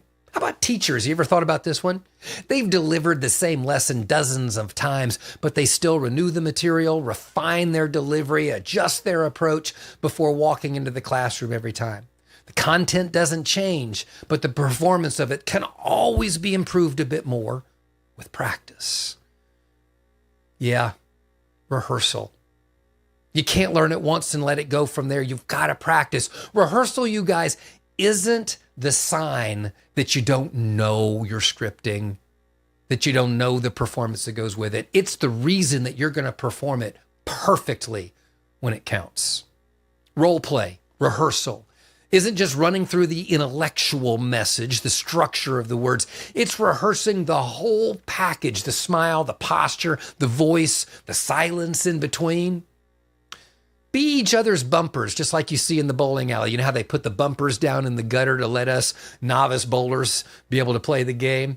Keep each other in the lane. Be willing to bump one of your colleagues. Say, hey, you're not smiling today.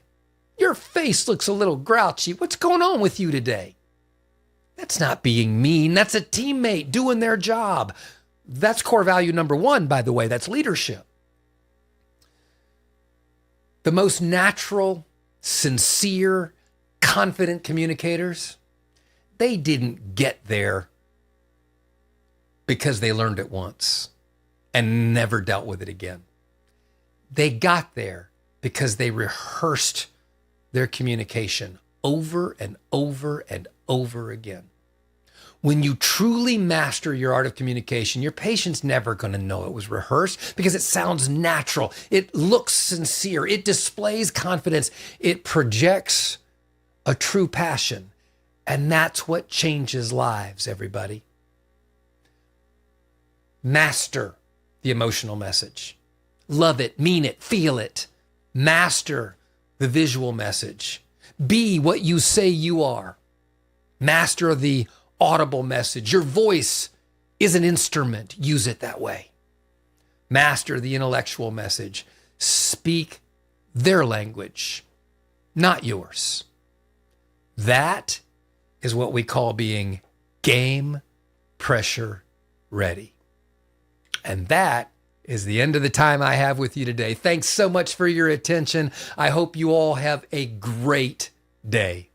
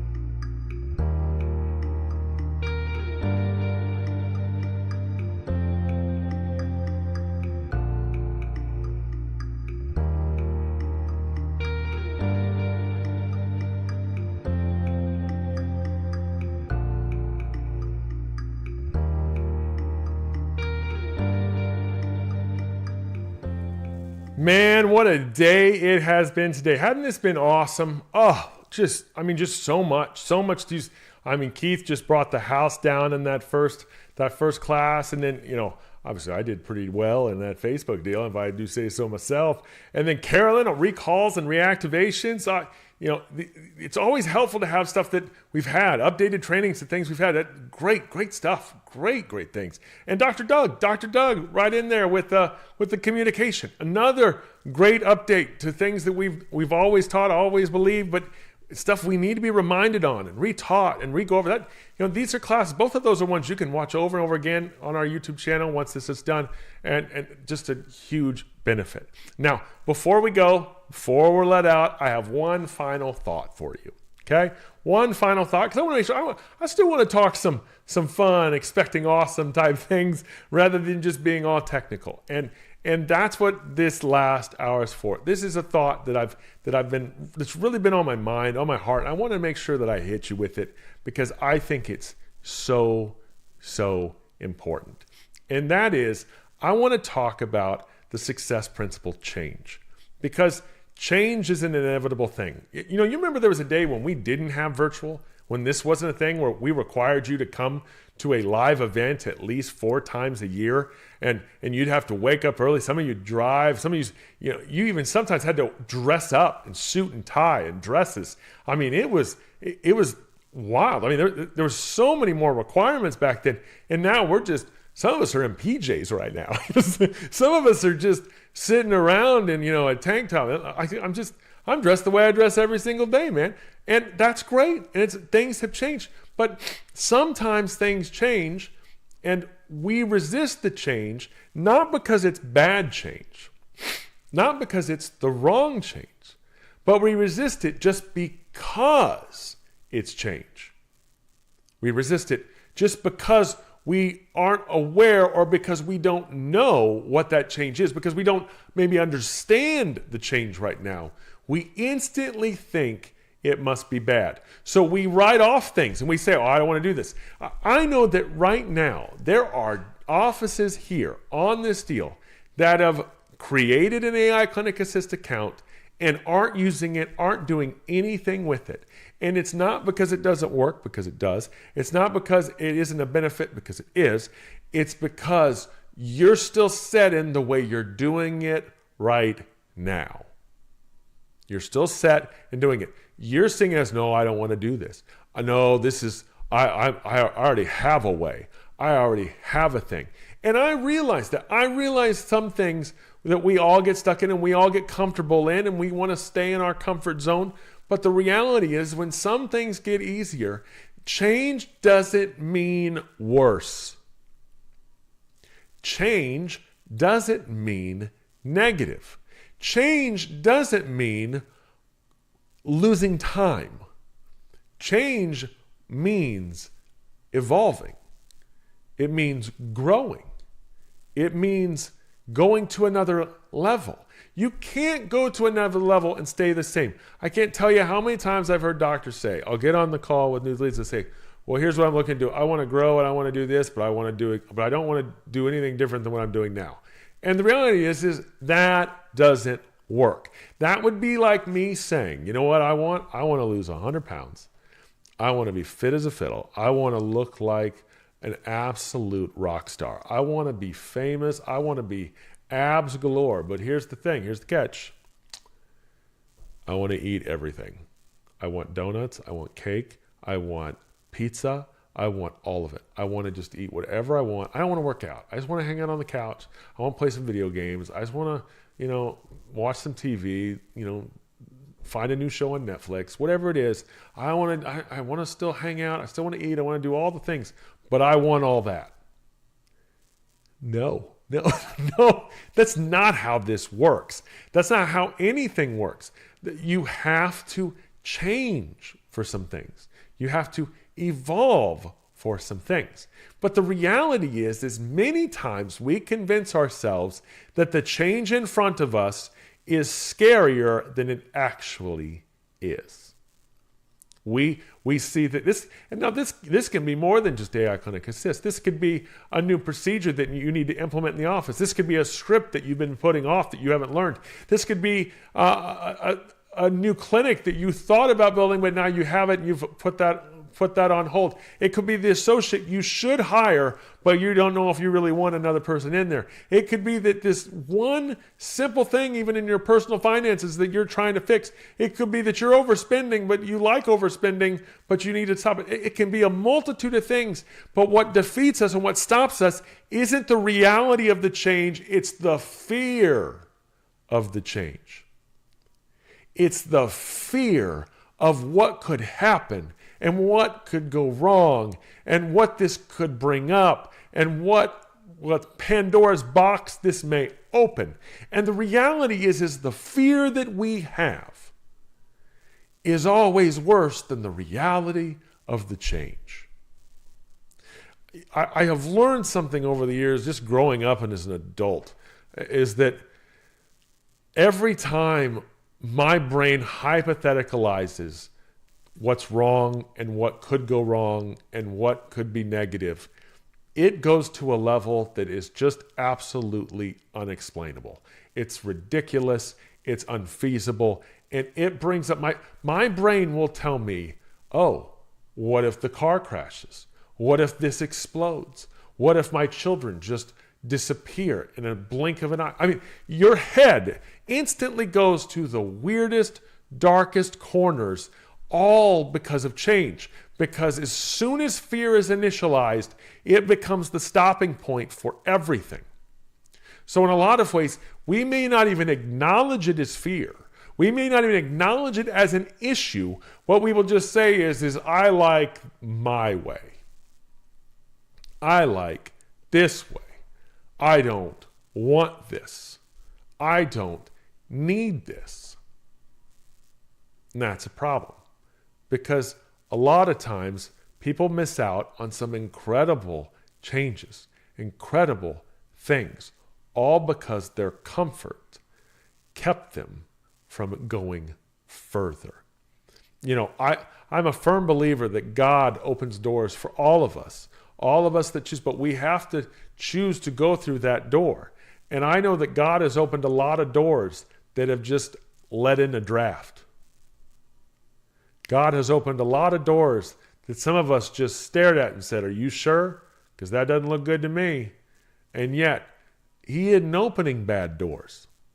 We serve, love, and worship a good God who makes all things good, who makes all things new, who is amazing and incredible, and it always is providing and is always giving and has immeasurably more than you could ever ask or imagine lined up for you. So if he opens a door, you should go through it whether you know what's on the other side or not, because why not? But we get in such a mindset of, oh, I don't know what door that is. I don't know what's through there. I don't know what's in there. It may be good. It may be not. It may be someone with a gun just waiting to shoot me on the other. No, we just create these hypotheticals in our head. We create these fears. We create these uncomfortable moments that we'd rather yield to our comfort. Let me give you kind of some two fun examples of this. These just happened. One was really recently, and one was a few months ago. And these are my kids. I have 3 kids. Love them all to death. They're incredible. I've got my youngest son, Harvey. He's 4. He's about to turn 5. We've got Nolan, who's 7, going to turn 8. And my daughter, Summer, is 14. Oh, I don't want to say what she's going to turn because that's just... I want to think about that. But let's start with the first one. Harvey, my little boy Harvey. Now I've talked about Harvey in the past. He's fun. He's fun. Now my kids are very unique kids. My boys, my son Nolan has kind of a Boston accent. No idea where it came from. I was born in Oklahoma. We live in Florida. We are nowhere near there, but that's what he's got. Now Harvey's got a very strong Southern accent, very Forrest Gumpish, which makes all conversations very fun. So Harvey came to us. We told him. We had made some friends at church, and we'd set up a play date. Their kids had 2 kids. They have a daughter named Hannah and a son named Judah. And Hannah is in Harvey's Sunday school class, and Judah's a little younger, but we planned a play date. So we planned a play date to come over to our house. And so we're leaving church, and we're telling Harvey, hey, Harvey, Hannah's going to come over today. We're going to have a play date after church. And my little boy, Harvey, was just crossed arms. I don't want Hannah. I don't want her to come. I don't want a play date. I don't want that. No, I don't want her. And he just kept talking about how he doesn't want her, how he doesn't want a play date. Now, and this is a kid that loves play dates. This is a kid that wants play dates. But all of a sudden right now, no, he's against it. He's never had one with her. These are new friends we've got. We're trying something new. And he's totally against it. He's totally against it to the point that he is fighting us and pushing back. And we're just trying to keep him happy the rest of the day. Until Hannah and Judah come over, we're just trying to keep him positive because he's not hearing it. He's not wanting it. They're arriving at the driveway and he's pouting in the corner. He doesn't want this change. He likes the friends we have already. He likes the relationships we have already. He likes the play dates he's got already. This new one, nope, not interested in this one. Doesn't want it, not at all. So Hannah and Judah and their family, they come in the door. They immediately go to Harvey's room and they're playing and they're doing stuff. And I'm not even thinking about it anymore because I'm wrapped in the social situation of talking to their parents and we're sitting around talking. And out of nowhere, out of Harvey's room comes Harvey wearing a Chewbacca mask. Now, if you know me, you know I love Star Wars. One of my favorite things in the world. I have a whole room for Star Wars in my house. I have a 9-foot Chewbacca statue in my home. That's how a little crazy. So when he comes out, that's normal in our house. When he comes out with a Chewbacca mask, that's totally normal. But what I didn't expect was Harvey comes out with a Chewbacca mask on and a green lightsaber. And Hannah comes out behind him with a Darth Vader mask and a red lightsaber.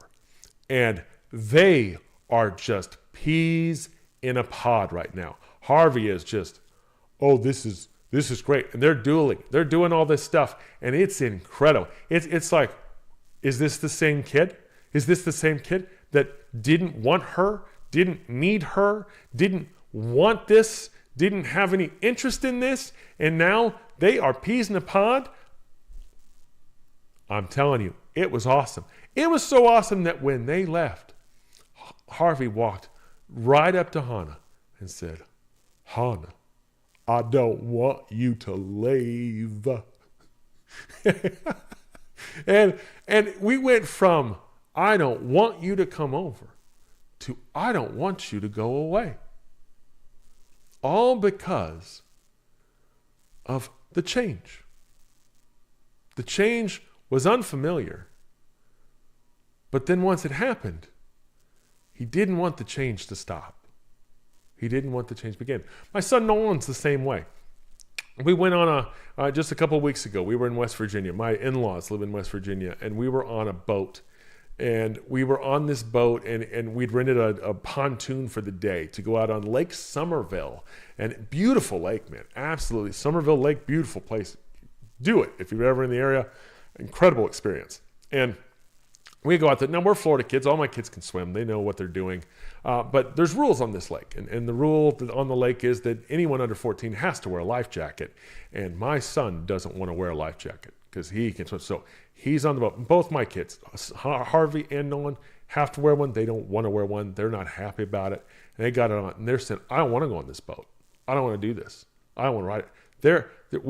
And bear in mind, we bought this. We've rented this for the whole day. Like, there's no getting around this. There's no stopping it. I'm so excited. I love going on the boat. I love this. This is one of my happy places. But he's not happy. He's not wanting it. He's not doing it. He is throwing a fit. He is acting like this is the worst day of his life. And we are forcing him into the worst day. So we're on the boat. We pull off on the dock, and he's frowning, and he's upset, and he's complaining. And we start heading out on this lake. And we get out on this lake and we drive, and it's a big lake. It feels more like a river than a lake because it has different areas and crevices you go. So we drive out to this deal and we find all these beautiful rock cliffs hanging into the water that are amazing. And we get to this one section that's known as Pirates Cove. And Pirates Cove has these rock ledges. And as we get there, there's all these teenagers on the side of these ledges jumping off of these cliffs into the water. And you can instantly, as we're pulling up, you can see both kids light up like, what's this? What is this? And so we're like, you guys want to do this? You want to do this? So Nolan and Harvey jump out of the boat, swim over the cliff. These teenagers take them under their wing, take them off the cliff. And my son Nolan is starting to do front flips off the cliffs. He got up to one that was probably 15 feet in the air minimum, maybe 20 feet. He's jumping off and just having a grand old time, loving it. This is amazing. They're laughing, they're screaming, they're having fun. And they didn't just have fun. When we turned the boat in that night, he asked every day for us to go back. All but after he didn't want to do it. All after he said, I don't like this. I don't want this. I want to stay on the land. I want to go back to the car. But then something happened that changed everything. He realized, hey, there's some fun here. Hey, there's some good here. Hey, this change was great. And right now, some of you are pouting about a procedure. Some of you are pouting about a next step. Some of you are pouting about doing onboarding. Some of you are fighting about doing the thing your coach has been telling you to do for the last year. Some of you are pushing back on what they say. Some of you are pushing back on the change that needs to happen. Some of you are finding anything you can do to not do some of the easiest things possible. And some of you are looking at AI Clinic Assistant saying, I don't know if I want to do this. And you're just putting it off.